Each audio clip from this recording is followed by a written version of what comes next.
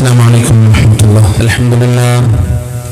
الحمد لله الذي هدانا لهذا وما كنا لنهتدي لولا أن هدانا الله ونشهد أن لا إله إلا الله وحده لا شريك له ونشهد أن محمدا عبده ورسوله أرسله بالهدى ودين الحق ليظهره على الدين كله ولو كره المشركون. أما بعد فإن خير الحديث كتاب الله وخير الهدي هدي محمد صلى الله عليه وسلم وشر الأمور محدثاتها وكل محدثة بدعة وكل بدعة ضلالة وكل ضلالة في النار.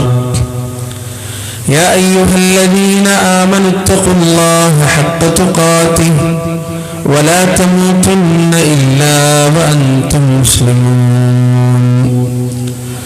اللهم صل على محمد وعلى آل محمد كما صليت على إبراهيم وعلى آل إبراهيم إنك حميد مجيد.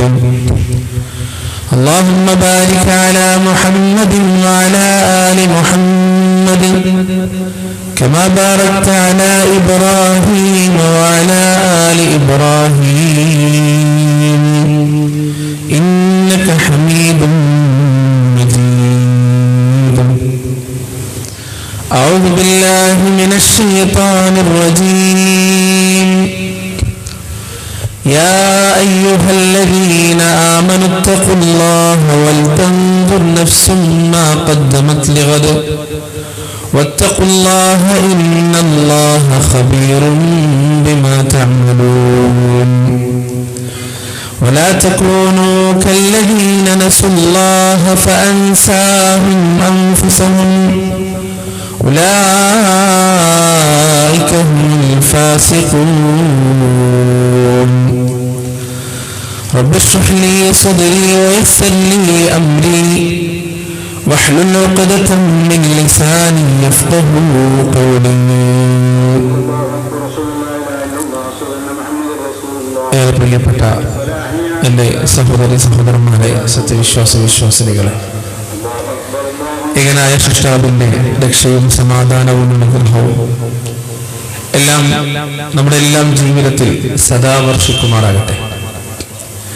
കാരുണ്യവാനായ റബ്ബിന്റെ വിധിയും വിലക്കും നിയമനിർദ്ദേശങ്ങളും ജീവിതത്തിന്റെ എല്ലാ മേഖലകളിലും കഴിവിന്റെ പരമാവധി കാത്തു സൂക്ഷിച്ച് തഖ്വയുള്ള മുഅ്മിനുകളായി മുഅ്മിനത്തുകളായി ജീവിച്ചു മരിക്കാൻ നാഥൻ നമുക്കേവർക്കും തൗഫീഖ് നൽകുമാറാകട്ടെ. നശ്വരമായ ഈ ലോക ജീവിതത്തിന്റെ ഓരോ നോക്കുകൾക്കും വാക്കുകൾക്കും അള്ളാഹുവിന്റെ കോടതിയിൽ ഉത്തരം പറയേണ്ടതുണ്ടെന്നും നാളിതുവരെ സമ്പാദിച്ച സമ്പാദ്യങ്ങൾക്കോ സന്താനങ്ങൾക്കോ സ്നേഹബന്ധങ്ങൾക്കോ സ്ഥാനമാനങ്ങൾക്കോ സമൂഹങ്ങൾക്കോ സംഘടനകൾക്കോ സൽപ്പേരുകൾക്കോ അള്ളാഹുവിന്റെ കോടതിയിൽ നമ്മെ തുണക്കുവാനോ നമുക്ക് വേണ്ടി ശുപാർശ ചെയ്യുവാനോ നമ്മുടെ തെറ്റുകുറ്റങ്ങൾ ഏറ്റെടുക്കുവാനോ സാധിക്കുകയില്ല എന്നും സ്നേഹത്തിന്റെ ഭാഷയിൽ എന്നെയും നിങ്ങളെയും ഉണർത്തുകയാണ്, ഓർമ്മിപ്പിക്കുകയാണ്. മാനവകുലത്തിനോട് സൃഷ്ടാവായ, രക്ഷിതാവായ, സംവിധായകനായ, നിയന്താവായ, അന്നദാതാവായ അള്ളാഹുവിന്റെ സന്ദേശം എന്താണ് എന്നതാണ് നിങ്ങളോട് സംസാരിക്കാൻ ഞാൻ ഏൽപ്പിക്കപ്പെട്ട വിഷയം. നല്ല രീതിയിൽ സംസാരിക്കാനിരിക്കും, ശ്രദ്ധയോടെ കേൾക്കാനും അത് ജീവിതത്തിൽ പകർത്തുവാനും നമുക്ക് രണ്ടു കൂട്ടർക്കും അള്ളാഹു തൗഫീഖ് നൽകുമാറാകട്ടെ. നമ്മളിന്നിവിടെ കൂടിയിരുന്നത് പോലെ നാളെ അവന്റെ ജന്നാത്തുൽ ഫിർദൗസിന്റെ താഴ്വരകളിലും പൂന്തോട്ടങ്ങളിലുമെല്ലാം അതിസന്തോഷത്തോടെ കൂടിയിരിക്കാനുള്ള മഹാഭാഗ്യം റബ്ബ് സുബ്ഹാനഹു വ തആല നമുക്കേവർക്കും നൽകുകയും ചെയ്യുമാറാകട്ടെ. പ്രിയപ്പെട്ടവരെ, അള്ളാഹുവിന്റെ സന്ദേശം ആരാണ് നമുക്ക് എത്തിച്ചു തരുന്നത്? പടച്ചോൻ നേരിട്ട് ഇറങ്ങി വന്നിട്ട് പറയല്ലോ. മഹാനായ ആദം അലൈഹിസ്സലാത്തു വസ്സലാം ഈ ദുനിയാവിലേക്ക് തിരിച്ചു വരുമ്പോൾ റബ്ബ് അദ്ദേഹത്തിന് ഒരു വാഗ്ദാനം കൊടുത്തിട്ടുണ്ട്. എന്താണത്? പരിശുദ്ധ ഖുർആനിൽ ആ വാഗ്ദാനത്തെ നമുക്ക് ഇങ്ങനെ വായിക്കാം: فَإِمَّا يَأْتِيَنَّكُم مِّنِّي هُدًى فَمَن تَبِعَ هُدَايَ فَلَا خَوْفٌ عَلَيْهِمْ وَلَا هُمْ يَحْزَنُونَ. കാലാകാലങ്ങളിൽ എന്റെ മാർഗദർശനങ്ങൾ, എന്റെ സന്ദേശങ്ങൾ നിങ്ങൾക്ക് വന്നെത്തുന്നതാണ്. ആരാണോ എന്റെ സന്ദേശത്തെ പിൻപറ്റുന്നത്, പിന്തുടരുന്നത്, ഫലാ ഖൗഫുൻ അലൈഹിം വലാ ഹും യഹ്സനൂൻ, അവർക്ക് ദുഃഖിക്കേണ്ടതില്ല, ഭയപ്പെടേണ്ടതില്ല. എന്താണ് ഈ സന്ദേശം? അള്ളാഹുവിന്റെ ഈ പറഞ്ഞ സന്ദേശം എന്താണ്? പരിശുദ്ധ ഖുർആനിൽ സൂറ അൻആമിൽ ദുനിയാവിലേക്ക് മനുഷ്യൻ വരുന്നതിന്റെ എത്രയോ മുന്നേ ആദം അലൈഹിസ്സലാത്തു വസ്സലാമിനെ അള്ളാഹു സൃഷ്ടിച്ചിട്ട് ആദം നബിയുടെ മുതുകിൽ നിന്ന് അവസാനം വരെ ജനിക്കാനിരിക്കുന്നതിൽ ഞാനുണ്ട്, നിങ്ങളുണ്ട്, നമ്മുടെ വാപ്പമാരുണ്ട്, നമ്മുടെ ഉമ്മമാരുണ്ട്, അതുപോലെ തന്നെ ഫിർഔനുണ്ട്, നമ്രൂദുണ്ട്, ഹാമാനുണ്ട്, ലോകത്ത് കടന്നു വന്ന 1,00,000-ൽ പരം പ്രവാചകന്മാരുണ്ട്, എല്ലാവരും ഉണ്ട്. ലോകത്ത് ഇതുവരെ ജനിച്ചിട്ടുള്ള, ഇനി ജനിക്കാനിരിക്കുന്ന സകല മനുഷ്യരെയും അല്ലാഹു ആദം അലൈഹിസ്സലാത്തു വസ്സലാമിന്റെ മുതുകിൽ ഇങ്ങോട്ട് പുറത്തേക്ക് എടുത്തു. എന്നിട്ട് അല്ലാഹു ചോദിച്ച ചോദ്യം എന്താണ്? പരിശുദ്ധ ഖുർആനിൽ നമുക്ക് പറഞ്ഞു തരുന്നുണ്ട്. അല്ലാഹു പറയാൻ: وَإِذْ أَخَذَ رَبُّكَ مِنْ بَنِي آدَمَ مِنْ ظُهُورِهِمْ وَأَشْهَدَهُمْ عَلَى أَنفُسِهِمْ أَلَسْتُ بِرَبِّكُمْ قَالُوا بَلَى شَهِدْنَا أَن تَقُولُوا يَوْمَ الْقِيَامَةِ إِنَّا كُنَّا عَنْ هَذَا غَافِلِينَ. നിങ്ങളുടെ പൂർവ്വപിതാവായ ആദം അലൈഹിസ്സലാത്തു വസ്സലാമിന്റെ മുതുകിൽ നിന്ന് ഇനി അദ്ദേഹത്തിന്റെ ജീവിതകാലത്തും അദ്ദേഹത്തിന്റെ കാലഘട്ടത്തിന് ശേഷവും ഖിയാമത്ത് നാൾ വരെ ജനിക്കാനിരിക്കുന്ന സകല മനുഷ്യരെയും പുറത്തെടുത്തുകൊണ്ട് ആ മനുഷ്യരുടെ റൂഹുകളെ, ആത്മാക്കളെ മുഴുവനും പുറത്തെടുത്തുകൊണ്ട് അല്ലാഹു ചോദിച്ച ചോദ്യമാണ്: അലസ്തു ബിറബ്ബിക്കും, ഞാൻ നിങ്ങളുടെ റബ്ബല്ലയോ, ഞാൻ നിങ്ങളുടെ രക്ഷിതാവല്ലയോ? ആ സമയം മനുഷ്യരുടെ മുഴുവൻ ആത്മാക്കൾ ഒരുമിച്ച് കൂടിയ ആ സന്ദർഭത്തിൽ എല്ലാവരും പറഞ്ഞ മറുപടി എന്താണ്? ഖാലൂ ബലാ ഷഹിദനാ, അല്ലാഹുവേ, നീ ഞങ്ങളുടെ രക്ഷിതാവ് തന്നെയാണ്, നീ ഞങ്ങളുടെ ഇലാഹു തന്നെയാണ്, നീ ഞങ്ങളുടെ റബ്ബ് തന്നെയാണ്, നീ ഞങ്ങളുടെ നാഥൻ തന്നെയാണെന്ന് ലോകത്ത് ജനിക്കാനിരിക്കുന്ന സകല മതങ്ങളിലുമുള്ള, സകല ജാതികളിലുമുള്ള, സകല ഭാഷകളിലുമുള്ള, സകല രാഷ്ട്രങ്ങളിലുമുള്ള മനുഷ്യർ ഒന്നിച്ചൊന്നായി അള്ളാഹുവിനോടെന്ന് പ്രഖ്യാപിച്ചിട്ടുണ്ട്. ഇതെന്തിനാണ് ഈ വാഗ്ദാനം അല്ലാഹു വാങ്ങിച്ചതെന്ന് പരിശുദ്ധ ഖുർആനിൽ പറയുകയാണ്: അൻ തഖൂലൂ യൗമൽ ഖിയാമത്തി ഇന്നാ കുന്നാ അൻ ഹാദാ ഗാഫിലീൻ.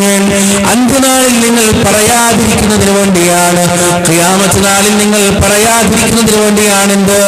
അല്ലാഹുവേ, ഇത് ഞങ്ങൾ ഈ വിഷയത്തെ തൊട്ട് അശ്രദ്ധാലുക്കളായിരുന്നു, ഞങ്ങൾക്ക് ഈ വിഷയം ഓർമ്മയുണ്ടായിരുന്നില്ല, ഞങ്ങൾക്ക് ഈ വിഷയത്തെ കുറിച്ച് ചിന്തയുണ്ടായിരുന്നില്ല എന്ന് നിങ്ങൾ പറയാതിരിക്കുന്നതിന് വേണ്ടിയാണ് അല്ലാഹു സുബ്ഹാനഹു വ തആല അത്തരത്തിലൊരു കരാർ നിങ്ങളോട് വാങ്ങിച്ചിട്ടുള്ളത്.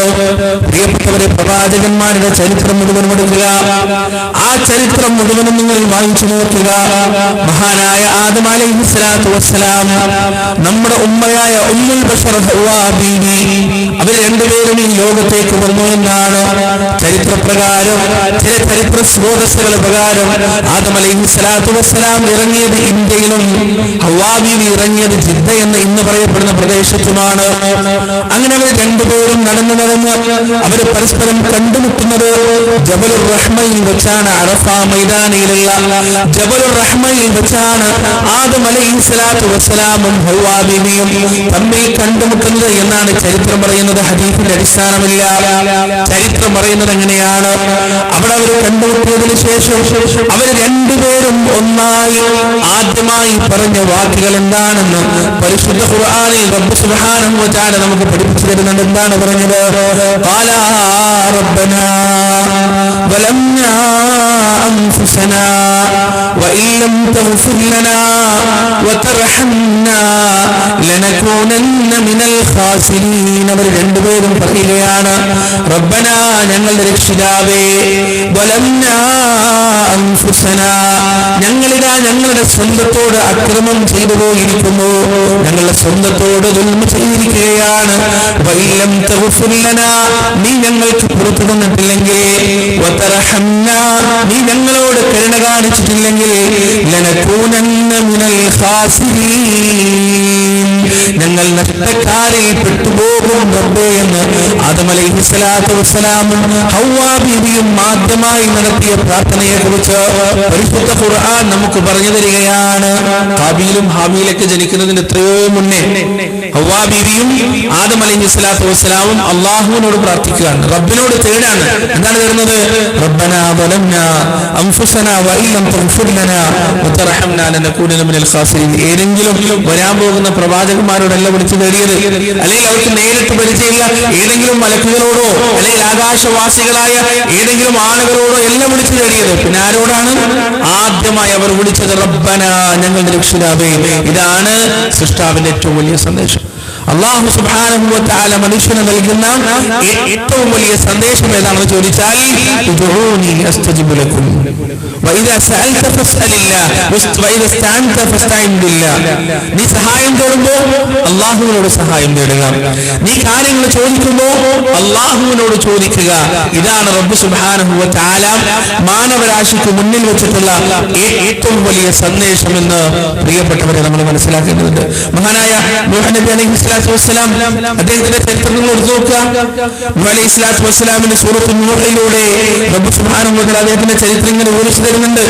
അദ്ദേഹം അതാ അല്ലാഹുവിനോട് പറയുകയാണ്, ഖാല റബ്ബി ഇന്നി ദഅവതു ഖൗമി ലൈലൻ വനഹാറാ ഫലം യസിദുഹും ദുആഇ ഇല്ലാ ഫിറാറാ വഇന്നി കുല്ലമാ ദഅവതുഹും لتغفر لهم جعلوا أصابعهم في آذانهم واستغشوا ثيابهم وأسروا واستكبروا استكبارا. അല്ലാഹുവേ, രാവെന്നില്ലാതെ പകലെന്നില്ലാതെ ഞാൻ അവരെ വിളിച്ചിട്ടുണ്ട് റബ്ബേ. നീ കൽപ്പിച്ച മാർഗത്തിലേക്ക്, നീ എന്നോട് പറയാൻ പറഞ്ഞ മാർഗത്തിലേക്ക്, വിളിക്കാൻ പറഞ്ഞ മാർഗത്തിലേക്ക് രാവും പകലും ഞാൻ അവരെ വിളിച്ചിട്ടുണ്ട് റബ്ബേ. ഏതൊക്കെ അവസരത്തിൽ ഞാൻ അവരെ വിളിച്ചുവോ ആ അവസരത്തിലെല്ലാം അവരുടെ മൂടുപടങ്ങളതാ അവർ മുഖത്തേക്ക് താഴ്ത്തിയിടുകയാണ്. അവരുടെ വിരലുകളതാ ചെവിയിലേക്ക് പ്രവേശിപ്പിച്ചുകൊണ്ട് അവരതാ ഓടിക്കളയുകയാണ്, എന്നിൽ നിന്ന് ഓടിമാറുകയാണ്. ഏതൊക്കെ സമയത്ത് ഞാൻ നിന്നെ കുറിച്ച് സംസാരിച്ചിട്ടുണ്ടോ, ഏതൊക്കെ സമയത്ത് ഞാൻ നിന്നെ കുറിച്ച് അവരോട് പറഞ്ഞു കൊടുത്തിട്ടുണ്ടോ, ആ സമയത്തെല്ലാം ചെവിയിലേക്ക് വിരല് തേകിക്കൊണ്ട് ഓടിക്കളയുകയാണ് അവർ ചെയ്തത്. പ്രിയപ്പെട്ടവരെ, നൂഹ് നബി അലൈഹിസ്സലാത്തു വസ്സലാം തന്റെ സമുദായത്തിലേക്ക് വരാനുണ്ടായ അവസരം എന്താണ് ആലോചിച്ചിട്ടുണ്ടോ നിങ്ങൾ? ആരോടാണ് നൂഹ് നബി ഇത് പറയുന്നത്? സ്വർഗത്തിൽ നിന്ന് അള്ളാഹു നേരിട്ട് സൃഷ്ടിച്ച് റൂഹ് ഊതിക്കൊടുത്ത് ദുനിയാവിലേക്ക് വന്ന ആദം അലൈഹിസ്സലാത്തു വസ്സലാം. ആ ആദം അലൈഹിസ്സലാത്തു വസ്സലാമിന്റെ സന്താന പരമ്പരയാണ്. അധികകാലൊന്നും ആയിട്ടില്ല, വളരെ ചുരുങ്ങിയ കാലഘട്ടം. പിന്നീട് എന്തുകൊണ്ടാണ് വേറൊരു പ്രവാചകന് വന്നിട്ട് നിങ്ങൾ പടച്ചോനെ മാത്രം വിളിക്കണമെന്ന് പറയേണ്ടി വന്നത്? ആ ഒരു വിഷയത്തെ കുറിച്ച് നിങ്ങൾ ആലോചിച്ചിട്ടുണ്ടോ? അതായത് ആദം അലൈഹിസ്സലാത്തു വസ്സലാമിന്റെ കാലഘട്ടത്തിന് ശേഷം ആളുകൾ അങ്ങനെ ജീവിക്കാൻ തുടങ്ങി, മനുഷ്യരങ്ങനെ ജീവിക്കാൻ തുടങ്ങി. ഉണ്ടായ സംഭവങ്ങളൊക്കെ നിങ്ങൾക്ക് അറിയാലോ. ആദം നബിയുടെ മൂത്ത മകന്റെ പേരെന്താണ്? ഹാബീൽ എന്നാണ്. രണ്ടാമത്തെ മകന്റെ പേരെന്താണ്? ഹാബീൽ എന്നാണ്. ഹാബീലിനും കുട്ടികളുണ്ടായി. മനുഷ്യ പരമ്പര അങ്ങനെ വ്യാപിച്ചു. അങ്ങനെ അവരങ്ങനെ ജീവിച്ചുകൊണ്ടിരിക്കുകയാണ്. അവരുടെ കൂട്ടത്തിലുണ്ടായിരുന്ന സച്ചരിതരായ അള്ളാഹുവിനെ പേടിയുള്ള സ്വാലിഹീങ്ങളായ ഏതാനും മനുഷ്യരായിരുന്നു വദ്, സുവാഅ്, യഊസ്, യഊഖ്, നസ്ർ. ഈ 5 പേർ അള്ളാഹുവിനെ പേടിക്കുന്ന സച്ചരിതരായ ഇബാദത്ത് ചെയ്യുന്ന നല്ല മനുഷ്യരായിരുന്നു ഈ പറഞ്ഞ ആളുകൾ. അവർ ജനങ്ങൾക്ക് ദീന് പഠിപ്പിച്ചു കൊടുത്തു, കൃത്യമായി നിസ്കരിച്ചു, അള്ളാഹുവിനെ ആരാധിച്ചു, സൽക്കർമ്മങ്ങളെല്ലാം ചെയ്തു, നല്ല കാര്യങ്ങൾ ചെയ്തു, ജനങ്ങൾക്ക് നന്മ പഠിപ്പിച്ചു കൊടുത്തു. അവർ മരണപ്പെട്ടുപോയി. അവര് മരണപ്പെട്ടപ്പോ ആദ്യമായി ശൈത്താൻ വന്നിട്ട് ചെയ്തെന്തറിയോ? ഇബ്ലീസിന്റെ ഫസ്റ്റ് പണി എന്താണെന്നറിയോ? സുബ്ഹാനല്ലാഹ്, ഇബ്ലീസിന്റെ ആദ്യത്തെ പണി, ഇബ്ലീസ് വന്നിട്ട് പറഞ്ഞു, ആ ഖബറുണ്ടല്ലോ, ഖബറ് ഇത് നല്ല മനുഷ്യരാണല്ലോ, അള്ളാഹിന്റെ ഔലിയാക്കളാണ്, അള്ളാഹുവിനോട് അടുത്ത് നിൽക്കുന്ന ആളുകളാണ്, അതുകൊണ്ട് അവരുടെ ഖബറ് നിങ്ങൾക്ക് തിരിച്ചറിയണമെങ്കിൽ നിങ്ങൾ എന്ത് ചെയ്യണം? ആ ഖബറിൽ എന്തെങ്കിലുമൊക്കെ ചില അടയാളങ്ങളൊക്കെ വെക്കണം, അല്ലെങ്കിൽ അവരുടെ ഖബർ എവിടെയാണെന്ന് മനസ്സിലാവാതെ പോകും. സാധാരണക്കാർക്കിടയിൽ അവരുടെ ഖബറങ്ങോട്ട് മിക്സായി പോകും. അതുകൊണ്ട് അവരുടെ ഖബറുകൾ മനസ്സിലാവുന്ന രൂപത്തിൽ ചില അടയാളങ്ങൾ നിങ്ങൾ എന്ത് ചെയ്യണം? അവിടെ വെക്കണം. അടയാളങ്ങൾ വെച്ചു. കാലക്രമേണ ഖബറ് പൊങ്ങാൻ തുടങ്ങി. അതിന്റെ മേലെ ചില അടയാളങ്ങളും ചില കെട്ടുകളൊക്കെ വരാൻ തുടങ്ങി. പിന്നീട് തലമുറകൾ അങ്ങനെ കഴിയുമ്പോ വീണ്ടും ശൈത്താൻ വരും, പിശാച് വരും. എന്നിട്ട് അടുത്ത തലമുറയോട് ചോദിക്കും, ഈ ഖബറിൽ കിടക്കുന്ന ആരാന്ന് നിങ്ങൾക്കറിയോ? ഈ ഖബറിൽ കിടക്കുന്ന ആരാന്ന് നിങ്ങൾക്കറിയോ? അറിയാം, മഹാന്മാരായ വദ്ദും സുവാഉം യഊസും യഊഖും നസ്റും എല്ലാമാണ്. പിശാച് അവരോട് പറയും, നിങ്ങൾക്ക് ഈ ഖബറിന്റെ ഉള്ളിലുള്ള ആളുകളുടെ രൂപം ഏകദേശം നിങ്ങളുടെ മനസ്സിലുണ്ടല്ലോ. അവരുടെ മുഖം എന്ന് പറഞ്ഞാൽ നന്മയെ പ്രതിനിധീകരിക്കുന്ന സത്യത്തിന്റെയും ധർമ്മത്തിന്റെയും ഭക്തിയുടെയും എല്ലാം പ്രതിരൂപമാണല്ലോ. അത് നിങ്ങൾ എന്ത് ചെയ്യും? അവരുടെ ചിത്രം ഒന്ന് വരച്ചു വെച്ചു. ഈ മരിച്ചുപോയ ആളുകളുടെ ചിത്രം ജസ്റ്റ് ഒന്ന് വരച്ചു വെക്കും. എന്തിനാണ്?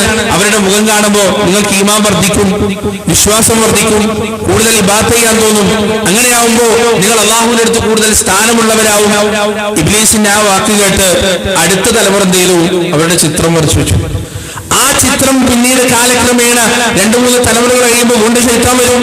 ശൈത്താൻ വന്ന് കഴിക്കും, ഈ ചിത്രം ഇത് മഴയിലോ കാറ്റിലോ മങ്ങിപ്പോ, ഇത് ശാശ്വതമല്ല, ഇതിന് ഒരു പെർമനന്റ് നിലനിൽപ്പില്ല. അത് നിങ്ങൾ എന്ത് ചെയ്യും? ഈ ചിത്രത്തിന് പകരം ഒരു രൂപം കൊത്തി ഉണ്ടാക്കി വെക്ക്. ഇതേ മുഖമുള്ള ഒരു രൂപം കൊത്തി ഉണ്ടാക്കി വെച്ച് കഴിഞ്ഞാൽ പിന്നെ അവരെ നിങ്ങൾക്ക് എന്നെന്നും കാണാലോ. എന്നെന്നും അവരോട് നിങ്ങൾക്ക് അവരെ കണ്ട് നിങ്ങൾക്ക് ഓർമ്മിക്കാം, കൂടുതൽ ഇബാദത്ത് ചെയ്യാം, കൂടുതൽ ഉപകാരപ്പെടും. അങ്ങനെ പിശാചിന്റെ ആ വാക്കുകൾ കേട്ട് ജനങ്ങൾ എന്ത് ചെയ്തു? ആ രൂപം, ചിത്രത്തിന്റെ രൂപങ്ങൾ ഉണ്ടാക്കി വെച്ചു. തലമുറകൾ വീണ്ടും കടന്നുപോയി. ശൈത്താൻ വന്നു അടുത്ത തലമുറയോട് പറഞ്ഞു, നിങ്ങൾ പാപികളാണ്, നിങ്ങൾ ദോഷികളാണ്. നിങ്ങളുടെ മുൻഗാമികളായ ആളുകൾ എത്രയോ നല്ലവരായിരുന്നു, എത്രയോ അന്തസ്സുള്ളവരായിരുന്നു, എത്രയോ സ്വാലിഹീങ്ങളായിരുന്നു. അവർക്ക് അല്ലാഹുവിനോടുള്ള അടുപ്പം ഒരിക്കലും നിങ്ങൾക്കില്ല. അവർക്ക് പടച്ച റബ്ബുമായുണ്ടായിരുന്ന സാമീപ്യം ഒരിക്കലും നിങ്ങൾക്കില്ല.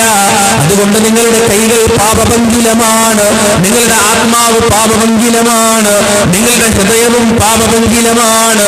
അതുകൊണ്ട് പരിശുദ്ധനായ റബ്ബിന്റെ അടുത്തേക്ക് നിങ്ങൾ നേരിട്ട് കൈനീട്ടിയാൽ, അല്ലാഹുവിനോട് നിങ്ങൾ നേരിട്ട് ചോദിച്ചാൽ നിങ്ങൾക്ക് മറുപടി ലഭിക്കണമെന്നില്ല, നിങ്ങൾക്ക് ഉത്തരം ലഭിക്കണമെന്നില്ല. എന്നാൽ നിങ്ങളുടെ മുന്നിൽ നിൽക്കുന്ന ഈ ബിംബങ്ങളുണ്ടല്ലോ, ആ ബിംബങ്ങൾ ആരുടെ ബിംബങ്ങളാണ്? മഹാരഥന്മാരായ മഹോന്നതന്മാരായ ഔലിയാക്കളുടെ ബിംബങ്ങളാണ്. അവരെ അല്ലാഹുവിന് ഒരുപാട് ഇഷ്ടമാണ്, സ്നേഹമാണ്. അതുകൊണ്ട് ആ ബിംബത്തിന്റെ മുന്നിലേക്ക് നിങ്ങൾ ചെല്ലുക, അതിനെ നിങ്ങൾ ആരാധിക്കേണ്ട, അതിനോട് നിങ്ങൾ പറയുക, നിങ്ങൾക്ക് അല്ലാഹുവിന്റെ സാമീപ്യം വേണം, ഞങ്ങൾക്ക് അല്ലാഹുവിന്റെ സ്നേഹം വേണം, ഞങ്ങൾക്ക് അല്ലാഹുവിന്റെ കാരുണ്യം വേണം. അതിനുവേണ്ടി നിങ്ങൾ ഞങ്ങൾക്ക് വേണ്ടി ശുപാർശ ചെയ്യണം, ഞങ്ങളുടെ കാര്യങ്ങൾ റബ്ബിന്റെ മുന്നിൽ സംസാരിക്കണമെന്ന് ആ ബിംബങ്ങളോട് പറയുക. പ്രിയപ്പെട്ടവരെ, ലോകത്ത് കടന്നു വന്ന സകല മുശ്രിക്കുകളും പറഞ്ഞിരുന്നാണ് അവരുടെ ദൈവങ്ങളെ കുറിച്ച്,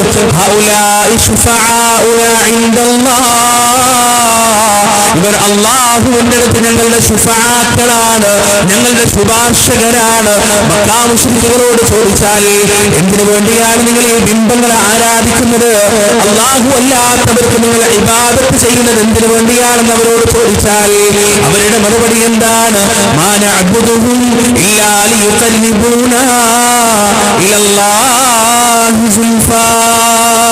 ഞങ്ങളവരെ ആരാധിക്കുന്നില്ല എന്തിനു വേണ്ടിയല്ലാതെ, അല്ലാഹുവിലേക്ക് ഞങ്ങളെ ഒരു അടുപ്പമടുപ്പിക്കുവാൻ വേണ്ടിയല്ലാതെ, പടച്ച റബ്ബിലേക്ക് ഞങ്ങളെ ഒരു അടുപ്പമടുപ്പിക്കാൻ വേണ്ടിയല്ലാതെ ഞങ്ങളവരെ ആരാധിക്കുന്നില്ല.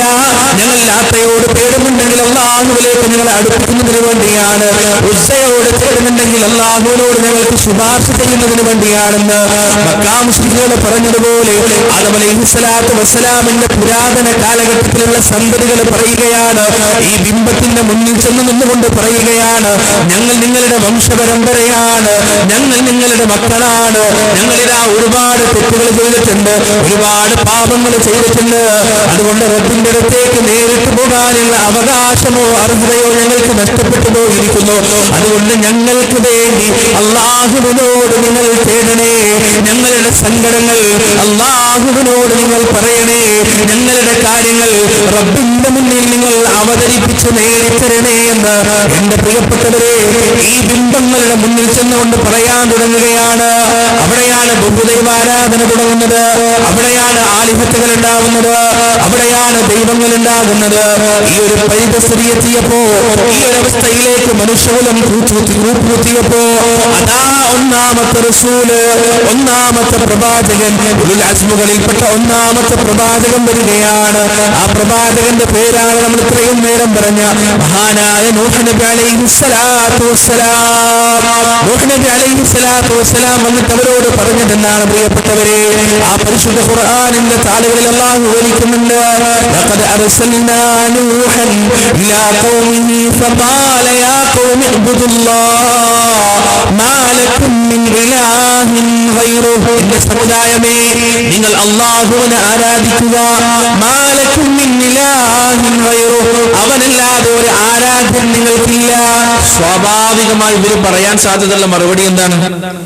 നിങ്ങൾ ഏത് ബിംബത്തിന്റെ മുന്നിൽ ബിംബത്തെ ആരാധിക്കുന്ന ഒരാളുടെ അടുത്ത് പോയിട്ട് നിങ്ങൾ അയാളോട് ചോദിക്കുക, നിങ്ങൾ വിശ്വസിക്കുന്നുണ്ടോ ഈ ബിംബാണ് ആകാശഭൂമികളെ പടച്ചതെന്ന്?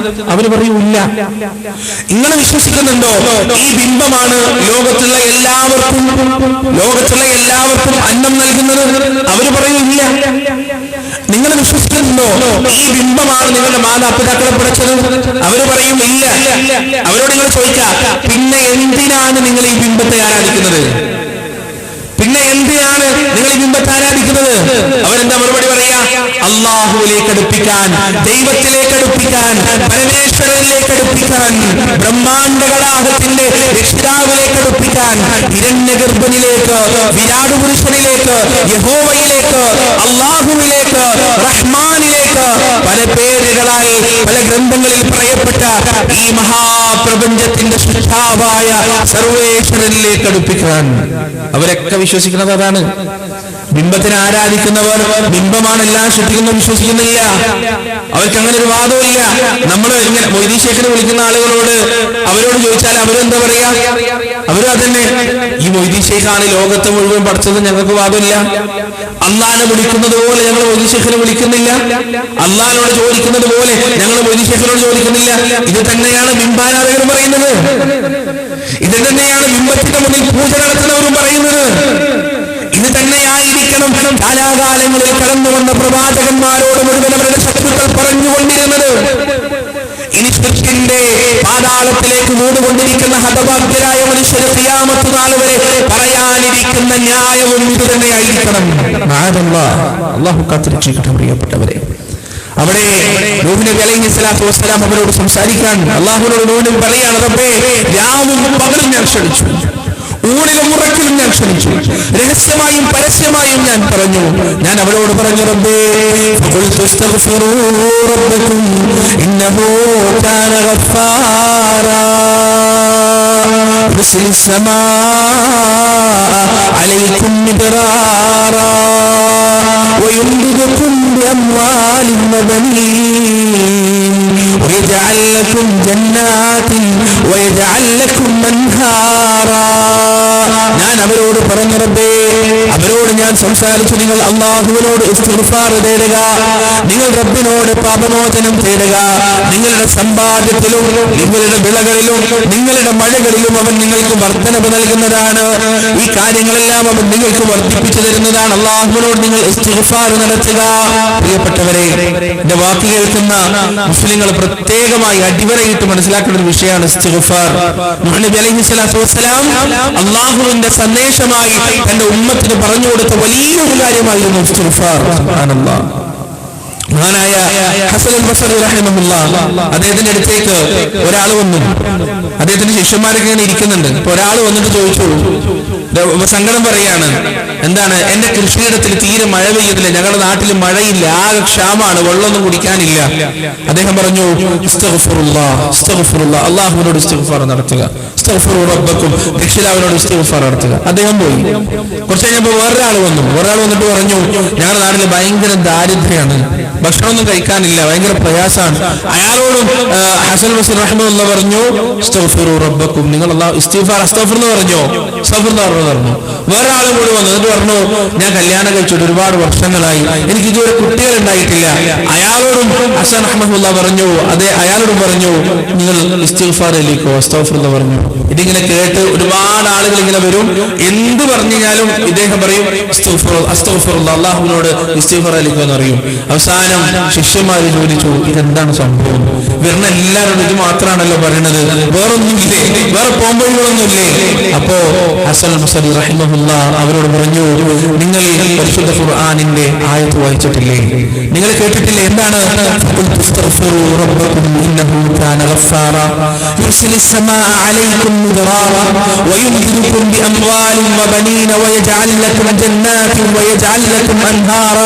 അതിന് മോദിക്കൊടുക്കാൻ നിങ്ങൾ കേട്ടിട്ടില്ലേ? അള്ളാഹു പറഞ്ഞിട്ടില്ലേ?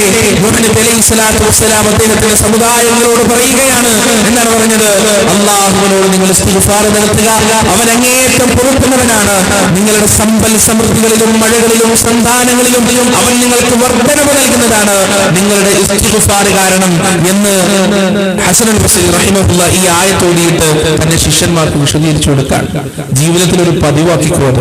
നബി സല്ലല്ലാഹു അലൈഹി വസല്ലമ ഒരു ദിവസം 100 വട്ടെങ്കിലും ഇസ്തിഗ്ഫാറിലായിരുന്നു. എന്തിനാണ് ആലോചിച്ചിട്ടുണ്ടെങ്കിൽ?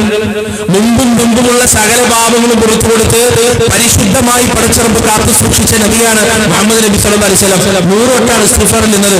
നമ്മളൊക്കെ 7 വട്ടം എടുത്തു നോക്കിയാൽ ഒരു മണിക്കൂറിൽ 100 തെറ്റുണ്ടാവും, ഒരു മണിക്കൂറിൽ 100 പാപങ്ങൾ ഉണ്ടാവും.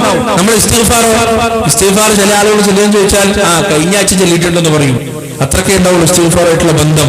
പ്രിയപ്പെട്ടവരെ, നമ്മുടെ പാപം പൊറുക്കാൻ വേണ്ടി മാത്രമല്ല, നമ്മുടെ ജീവിതത്തിന്റെ എല്ലാ മേഖലകളിലേക്കും അല്ലാഹുവിന്റെ ഇടപെടലുകൾ ഉണ്ടാവാൻ ഇസ്തിഗ്ഫാർ കാരണമാണ് എന്ന് പണ്ഡിതന്മാർ വളരെ വ്യക്തമായി നമുക്ക് പഠിപ്പിച്ചിരുന്നുണ്ട്. മഹാനായ ഇമാം അഹ്മദ് ഇബ്നു ഹംബലിന്റെ ഒരു ചരിത്രമുണ്ട്. എന്റെ ഓർമ്മ ശരിയാണെങ്കിൽ ഇമാം അഹ്മദ് ഇബ്നു ഹംബൽ തന്നെയാണ്. അദ്ദേഹത്തിന്റെ പ്രസിദ്ധമായ ഒരു ചരിത്രം ഒരുപക്ഷെ നിങ്ങൾ കേട്ടിട്ടുണ്ടാവും. അദ്ദേഹം ഇങ്ങനെ നാടുകളിൽ നിന്ന് നാടുകളിലേക്ക് ഇങ്ങനെ സഞ്ചരിക്കും, ഗ്രാമങ്ങളിൽ നിന്ന് ഗ്രാമങ്ങളിലേക്ക്, നഗരങ്ങളിൽ നിന്ന് നഗരങ്ങളിലേക്ക് ഇങ്ങനെ സഞ്ചരിക്കും. എന്തിനു വേണ്ടിയാണ്? ഇൽമു നേടുന്നതിന് വേണ്ടി, പുതിയ പുതിയ അനുഭവങ്ങൾ ഉണ്ടാക്കുന്നതിന് വേണ്ടി. നമ്മളൊക്കെ ഇന്നിന്റെ പണ്ഡിതന്മാരും പ്രബോധകന്മാരും ആരായാലും, നമ്മളടക്കമുള്ള ആരായാലും ഇന്ന് സഞ്ചരിക്കാനും ഒരു നാട്ടിലേക്ക് പോകാനൊക്കെ എന്തൊക്കെ സൗകര്യങ്ങളാണ്. ഇപ്പൊ ഞാനിപ്പോ നാട്ടിൽ നിന്ന് ഇവിടേക്ക് വന്നു, റെയിൽവേ സ്റ്റേഷനിൽ എന്നെ എടുക്കാൻ ഒരു പ്രവർത്തകൻ വന്നു, ഇവിടെ കൊണ്ടുവിട്ടു, ഇവിടുന്ന് അടുത്ത റെയിൽവേ സ്റ്റേഷനിൽ. എന്നാൽ പണ്ടുള്ള പണ്ഡിതന്മാർ അങ്ങനെയല്ല, പണ്ടുള്ള പ്രബോധകന്മാർ അങ്ങനെയല്ല. പണ്ട് വീഡിയോ ഇല്ലല്ലോ. ഒരു പണ്ഡിതൻ ഒരു നാട്ടിൽ അറിയപ്പെടാത്ത ഒരു നാട്ടിൽ എത്തിക്കഴിഞ്ഞാൽ അയാൾ ആർക്കും അറിയില്ല, കാരണം ആ നാട്ടുകാരെ അയാളെ കണ്ടിട്ടില്ല, ഒരു പരിചയമില്ല. വലിയ വലിയ 100 ഗ്രന്ഥങ്ങൾ രചിച്ച മഹാനായ ശൈഖുൽ ഇസ്ലാം ഇബ്നു തൈമിയ്യ റഹിമഹുല്ലാഹ്, ഇബ്നുൽ ഖയ്യിം റഹിമഹുല്ലാഹ്, ഇമാം ബുഖാരി, മുസ്ലിം, ഇവരൊക്കെ പല നാടുകളിലും പോയിട്ട് കൈപ്പേറിയ പല അനുഭവങ്ങൾ അനുഭവിച്ചിട്ടുണ്ടെന്നാണ്. കാരണം ആളുകൾക്ക് മനസ്സിലാവില്ല, ആരാണ് ഈ വന്നിരിക്കുന്ന ആളുകൾക്ക് അറിയില്ല. അവരുടെ ഗ്രന്ഥങ്ങൾ വായിച്ചിട്ടുണ്ട്, അവരെ കുറിച്ച് കേട്ടിട്ടുണ്ട്, അവർ വിശ്വവിഖ്യാതരാണ്. പക്ഷെ അവരാണ് ഈ വന്നിരിക്കുന്നത് എന്ന് ആളുകൾക്കറിയില്ല. അതുപോലെ യാത്രയിൽ ഇമാം അഹ്മദ് ഇബ്നു ഹംബൽ റഹിമഹുല്ലാഹ് അദ്ദേഹം ഒരു പള്ളിയിൽ വിശ്രമിക്കാൻ കയറിയതാണ്. ഒരു പള്ളിയിൽ ഇങ്ങനെ വിശ്രമിക്കാനിരിക്കുമ്പോ നിസ്കാരമൊക്കെ കഴിഞ്ഞ് ആളുകളൊക്കെ പിരിഞ്ഞുപോയി കഴിഞ്ഞപ്പോ പള്ളി വൃത്തിയാക്കുന്ന പള്ളിയുടെ ആ ഉത്തരവാദിത്തമുള്ള ആള് വന്നിട്ട് ഇമാം അഹ്മദിനോട് പറഞ്ഞു, എണീച്ച് വണ്ടി വിട്ടോന്ന് പറഞ്ഞു, ഇനി പള്ളിയിൽ കിടക്കാൻ പറ്റൂലെന്ന് പറഞ്ഞു. അപ്പൊ ഇദ്ദേഹം എന്താ പറഞ്ഞത്? ഞാൻ ഇമാം അഹ്മദ് ഇബ്നു ഹംബലാണ്, നിങ്ങൾ അങ്ങനൊന്നും പറഞ്ഞിട്ടില്ല. അദ്ദേഹം ഒന്ന് അപേക്ഷിച്ചു നോക്കി, ഞാൻ കുറച്ചു നേരം, ഞാൻ വഴിയാത്രക്കാരനാണ്, ഞാൻ ഇബ്നു സബീലാണ്, ഞാൻ കുറച്ചേരം ഒന്ന് വിശ്രമിച്ചോട്ടെ, എന്നിട്ട് പോയിക്കോളാം. അയാളെ സമ്മതിച്ചില്ല. അയാളെ പള്ളിനെ ഇങ്ങനെ പിടിച്ചിറക്കാൻ വേണ്ടി ശ്രമിച്ചുകൊണ്ടിരിക്കുമ്പോ തൊട്ടടുത്ത് റൊട്ടിക്കച്ചവടം ചെയ്തുകൊണ്ടിരിക്കുന്ന ഒരാൾ, അയാളിങ്ങനെ ഫുബൂസ് ഉണ്ടാക്കി ഇങ്ങനെ വിറ്റുകൊണ്ടിരിക്കാൻ, അയാൾ ഈ രംഗം കണ്ടു. അയാൾക്ക് എന്തോ ഒരു മമത തോന്നി. അയാൾ വന്നിട്ട് ഇമാം അഹ്മദ് ഇബ്നു ഹംബലിനെ കൈ പിടിച്ചിട്ട് പറഞ്ഞു, നിങ്ങൾ പേടിക്കണ്ട, എന്റെ കൂടെ വാ, നമുക്ക് ഇന്ന് നമ്മുടെ വീട്ടിലേക്ക് പോകാന്ന് പറഞ്ഞു. അങ്ങനെ ഇദ്ദേഹത്തിന്റെ വീട്ടിലേക്ക് പോകുന്നതിന് ഇദ്ദേഹത്തിന്റെ കൂടെ കൂടി ഇമാം അഹ്മദ് ഇബ്നു ഹംബൽ. ഇദ്ദേഹത്തിന്റെ ജോലി നടക്കുന്നുണ്ട്, റൊട്ടി ഉണ്ടാക്കുന്നുണ്ട്, പല കാര്യങ്ങളും ചെയ്യുന്നുണ്ട്. അതിനിടയിൽ ഈ മനുഷ്യൻ ഇങ്ങനെ ഇങ്ങനെ പറഞ്ഞുകൊണ്ടേയിരിക്കുന്നുണ്ട്. ജോലി ചെയ്യുന്നതിന്റെ ഇടയിലൊക്കെ ഇത് എന്ത് ചെയ്യാണ്? അസ്തഗ്ഫിറുല്ലാഹ് എന്ന് പറയാണ്. ആര്? ഇമാം അഹ്മദ് ബിൻ ഹംബലിനെ സ്വീകരിച്ച ഈ ആദിനെ. അങ്ങനെ കുറെ നേരം കഴിഞ്ഞു, കുറെ സമയം കഴിഞ്ഞു. ഇമാം അഹ്മദ് ബിൻ ഹംബൽ വളരെ അത്ഭുതത്തോടെ കുറച്ച് കഴിഞ്ഞപ്പോൾ അയാളോട് ചോദിച്ചു, നിങ്ങൾ എന്തിനാണ് ഈ ഇടക്കിടക്ക് അസ്തഗ്ഫിറുല്ലാഹ് അസ്തഗ്ഫിറുല്ലാഹ് എന്ന് പറഞ്ഞുകൊണ്ടിരിക്കണേ? നിങ്ങൾ അത്രക്ക് തെറ്റ് ചെയ്യുന്നുണ്ടോ? അത്രക്ക് പാപം ചെയ്യുന്നുണ്ടോ? എന്തിനാണ് ഇതിങ്ങനെ? ആ മനുഷ്യൻ പുഞ്ചിരിച്ചുകൊണ്ട് ഈ മഹാപണ്ഡിതനോട് പറയാണ്, എന്റെ ജീവിതത്തിൽ ഈ ഇസ്തിഗ്ഫാർ ഞാൻ കൊണ്ടു നടക്കുന്നത് കാരണം, ഈ ഇസ്തിഗ്ഫാർ ഞാൻ ഒഴിവാക്കാത്തത് കാരണം എന്റെ ജീവിതത്തിലെ ഒരു ആഗ്രഹം പോലും അല്ലാഹു സുബ്ഹാനഹു വ തആല നടത്തി തരാതിരുന്നിട്ടില്ല. ഞാനൊരു ദരിദ്രനാണ്, നിങ്ങൾ കാണുന്നത് പോലെ ഞാനൊരു സാധാരണക്കാരനാണ്. പക്ഷെ ഞാൻ എന്തൊക്കെ എന്റെ ജീവിതത്തിൽ ആഗ്രഹിച്ചിട്ടുണ്ടോ അതെല്ലാം എന്റെ റബ്ബ് എനിക്ക് നടത്തി തന്നിട്ടുണ്ട്. പക്ഷേ ഒരാഗ്രഹം മാത്രം എനിക്ക് ബാക്കിയുണ്ട്, ഒരാശ എനിക്ക് ബാക്കിയുണ്ട്. ആകാംക്ഷയോടെ ഇമാം അഹ്മദ് ബിൻ ഹംബൽ ചോദിച്ചു, എന്താണ് ആഗ്രഹം?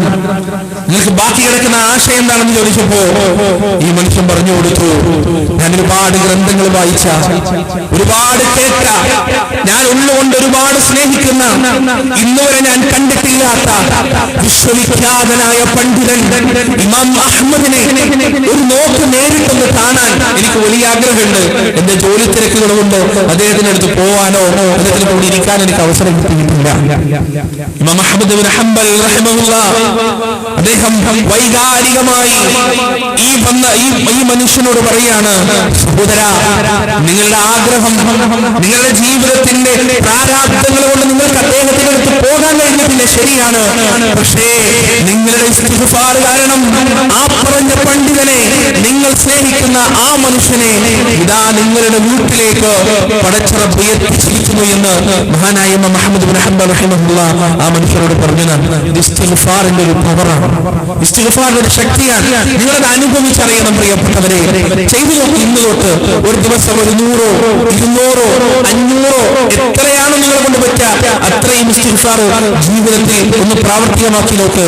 ജീവിതത്തിലെ പ്രതിസന്ധികളെല്ലാം തണുപ്പ് കാലത്ത് വൃക്ഷത്തിന്റെ മുകളിൽ നിന്ന് ഇലകൾ പൊടിഞ്ഞു പോകുന്നത് പോലെ ജീവിതത്തിന്റെ പ്രതിസന്ധികളെല്ലാം പൊളിഞ്ഞു പോകുന്നതായി നിങ്ങൾക്ക് കാണാൻ കഴിയും. ജീവിതത്തിലെ സങ്കടങ്ങൾ തീരുന്നതായി നിങ്ങൾക്ക് കാണാൻ കഴിയും. വലിയ കോടീശ്വരമായിട്ടില്ലെങ്കിലും ഹൃദയത്തിന്റെ അകത്തുള്ള ആ സമാധാനം അനുഭവിക്കാൻ നിങ്ങൾക്ക് കഴിയുന്നതായി നിങ്ങൾക്ക് കാണാൻ കഴിയും. അല്ലാഹു സുബ്ഹാനഹു വ തആല അതിന് തൗഫീഖ് നൽകുമാറാകട്ടെ. നൂഹ് നബി അലൈഹി സ്വലാത്തു വസ്സലാം അദ്ദേഹത്തിന്റെ സമുദായത്തോട് ഒരു സന്ദേശമായി പറഞ്ഞു കൊടുക്കുന്നതാണ് എന്ത്? ഫഖുൽതു ഇസ്തഗ്ഫിറൂ റബ്ബക്കും ഇന്നഹു കാന ഗഫാറാ. നിങ്ങൾ അല്ലാഹുവിനോട് പാപമോചനം തേടുക, നിശ്ചയം അവനെല്ലാം പൊറുക്കുന്നവനും കരുണാനിധിയുമാണ്. പ്രിയപ്പെട്ടവരെ, നൂഹ് അലൈഹി സ്വലാത്തു വസ്സലാമിന്റെ ആ പരാതി അങ്ങനെ നീളുകയാണ്. ഖാല ഇന്നഹും അസൗനി വത്തബഉ മൻ ലം യസിദ്ഹു മാലുഹു വവലദുഹു ഇല്ലാ ഖസാറാ വമക്കറൂ മക്റൻ കുബ്ബാറാ വഖാലൂ ലാ തദറുന്ന ആലിഹതകും വലാ തദറുന്ന വദ്ദൻ വലാ സുവാ വലാ യഊഖ വയഊഖ വനസ്റാ വഖദ് അദല്ലൂ കസീറാ വലാ തസിദു الظالمين ഇല്ലാ ضلالا. അല്ലാഹുവിനോട് നൂഹ് നബി അതാ പരാതി പറയുകയാണ്, റബ്ബേ, അവരവരുടെ ഇലാഹുകളെ കൈവടിയാൻ സാധ്യതയില്ല. ഞാൻ ക്ഷണിക്കുന്ന തൗഹീദിന്റെ നിന്റെ സന്ദേശത്തിലേക്ക് അവൻ വരാൻ സാധ്യതയില്ല, അവരെന്നെ അനുസരിക്കാൻ സാധ്യതയില്ല റബ്ബേ. അതുകൊണ്ട് ഒരാളെ പോലും നീ വെറുതെ വിടരുതേ നാഥാ. ഇന്നക ഇൻ തദറുഹും യുദില്ലൂ ഇബാദക വലാ യലിദൂ ഇല്ലാ ഫാജിറൻ കഫാറാ. അങ്ങനെ ഒരു മുശ്രിക്കിനെ ഈ ഭൂലോകത്ത് നീ വെറുതെ വിട്ടായി, ഒരു ബഹുദൈവാരാധകനെ, ഇവരുടെ കൂട്ടത്തിലുള്ള ധിക്കാരികളെ നീ വെറുതെ വിട്ടായി. നിന്റെ സച്ചരിതരായ ദാസന്മാരവരും വഴിവേപ്പിക്കും റബ്ബേ. അവർക്ക് ജനിക്കുന്ന മക്കളും അതുപോലെ അഹങ്കാരികളും ധിക്കാരികളുമായിരിക്കുന്നതാ എന്ന് നൂഹ് നബി അലൈഹി സ്വലാത്തു വസ്സലാം റബ്ബിനോട് പ്രാർത്ഥിക്കുകയാണ്, ദുആ ചെയ്യുകയാണ്. ഈ സംഭവത്തിന്റെ ബാക്കി ഭാഗം നമുക്ക് സൂറത്തുൽ ഹൂദിൽ കാണാൻ കഴിയും. അല്ലാഹു പറയുന്നു, ഹത്താ ഇദാ ജാ അംറുനാ വഫാറത്തുൻ നൂർ. അങ്ങനെ നമ്മുടെ കൽപ്പന വരികയാണ്, നമ്മുടെ അദാബ് വരികയാണ്, ശിക്ഷ വരികയാണ്. നൂഹിനോട് നമ്മൾ പറയുകയാണ് അല്ലാഹുവിന്റെ വാക്കുകൾ, ഖുൽ നഹ്മിൽ ഫീഹാ മിൻ കുല്ലി സൗജൈൻ ഇത്നൈൻ وأهلك إلا من سبق عليه القول ومن آمن فما آمن معه إلا قليل. നൂഹ് അലൈഹി സ്വലാത്തു വസ്സലാമിനോട് അല്ലാഹു പറയുകയാണ്, ആരൊക്കെയാണോ അങ്ങയുടെ കൂടെ വിശ്വസിച്ചവരെ കയറ്റിക്കൊള്ളുക, അങ്ങയുടെ കുടുംബാംഗങ്ങളെയും കയറ്റിക്കൊള്ളുക, എല്ലാ ജീവിവർഗങ്ങളിൽ നിന്നും ഒരാണാകുന്ന പെണ്ണാകുന്ന രണ്ട് ഇണകളെയും അങ്ങോടൊപ്പം കയറ്റിക്കൊള്ളുക. എന്നിട്ട് തയ്യാറായി നിൽക്കുക. കാരണം വരാൻ പോകുകയാണ് ഭയാനകമായ അദാബ്, വരാൻ പോകുകയാണ് ഭയാനകമായ ശിക്ഷ. നൂഹ് നബി അതാ തന്നെ വിശ്വസിച്ച വിശ്വാസികളോട് പറയുകയാണ്, ബിസ്മില്ലാഹി മജ്രീഹാ വമുർസാഹാ ഇന്ന റബ്ബീ ലഗഫൂറുൻ ശകൂർ. എന്റെ സമുദായമേ, നിങ്ങൾ ഈ കപ്പലിലേക്ക് കയറിക്കൊള്ളുക.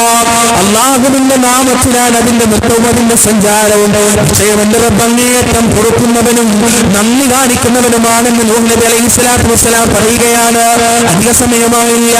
വിശ്വാസികളും നൂഹ് നബിയും കുടുംബവുമെല്ലാം കപ്പലിലേക്ക് കയറി തയ്യാറായിരിക്കുകയാണ്. നാടിന്റെ 4 മൂലകളിലുള്ള അടുപ്പിന്റെ അകത്തുനിന്ന് പോലും നീരുറവ പൊട്ടുകയാണ്. ആകാശത്തോട് അല്ലാഹു കൽപ്പിക്കുകയാണ്, ആകാശമേ, നീ നിന്റെ വെള്ളമങ്ങ് പരമാവധി തുറന്നു കളയുക, ഭൂമിയെ നിന്റെ ഉറവുകൾ മുഴുവനും നീ പുറത്തേക്ക് പതിപ്പിക്കുക. അല്ലാഹുവിന്റെ കൽപ്പന പ്രകാരം ആകാശത്ത് കറുപ്പിന്റെ മേഘങ്ങൾ രൂപം കൂടുകയാണ്. അതിന്റെ അകത്തു നിന്ന് മഴ പേമാരിയതാ പെയ്യാൻ തുടങ്ങുന്നു. ഭൂമിക്കകത്ത് നിന്ന് നാനാ ഭാഗത്തു നിന്നും ഉറവുകൾ പൊട്ടുകയാണ്. അധികം വൈകാതെ തിരമാലകൾ അടിക്കാൻ തുടങ്ങുകയാണ്. വലിയ പർവ്വതങ്ങൾ പോലെയുള്ള തിരമാലകൾ നൂഹ് നബി അലൈഹി സ്വലാത്തു വസ്സലാമിന്റെ സമുദായത്തിന്റെ നാട്ടിലുണ്ടാവുകയാണ്.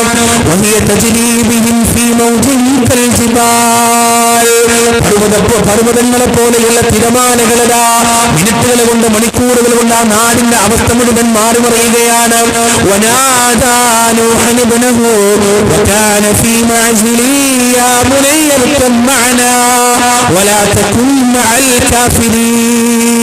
അത്തരത്തിലുള്ള പർവ്വത സമാനമായ ഒരു തിരമാലകൾക്കിടയിലേക്ക് മുന്നിട്ടാണ് കൊണ്ടിരിക്കുന്ന സ്വന്തം മകനെയതാ നൂഹ് നബി അലൈഹി സ്വലാത്തു വസ്സലാം വിളിക്കുകയാണ്.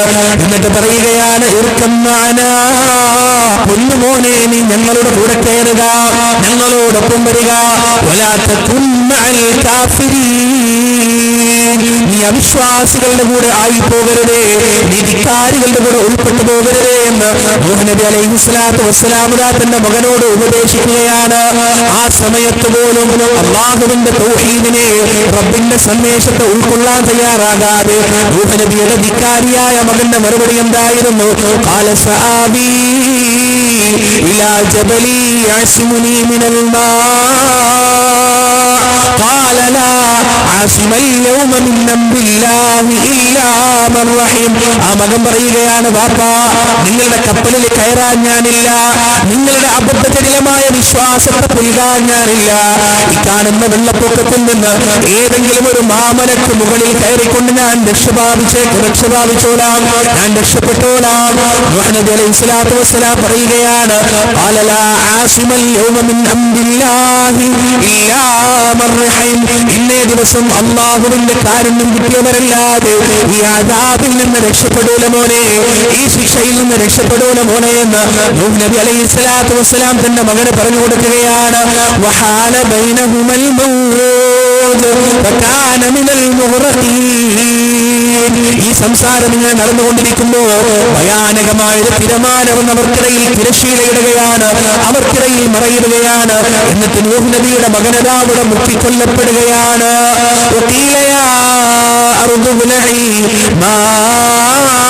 ويا سماء أقلعي وغيض الماء وقضي الأمر واستوت على الجود وقيل بعدا للقوم الظالمين.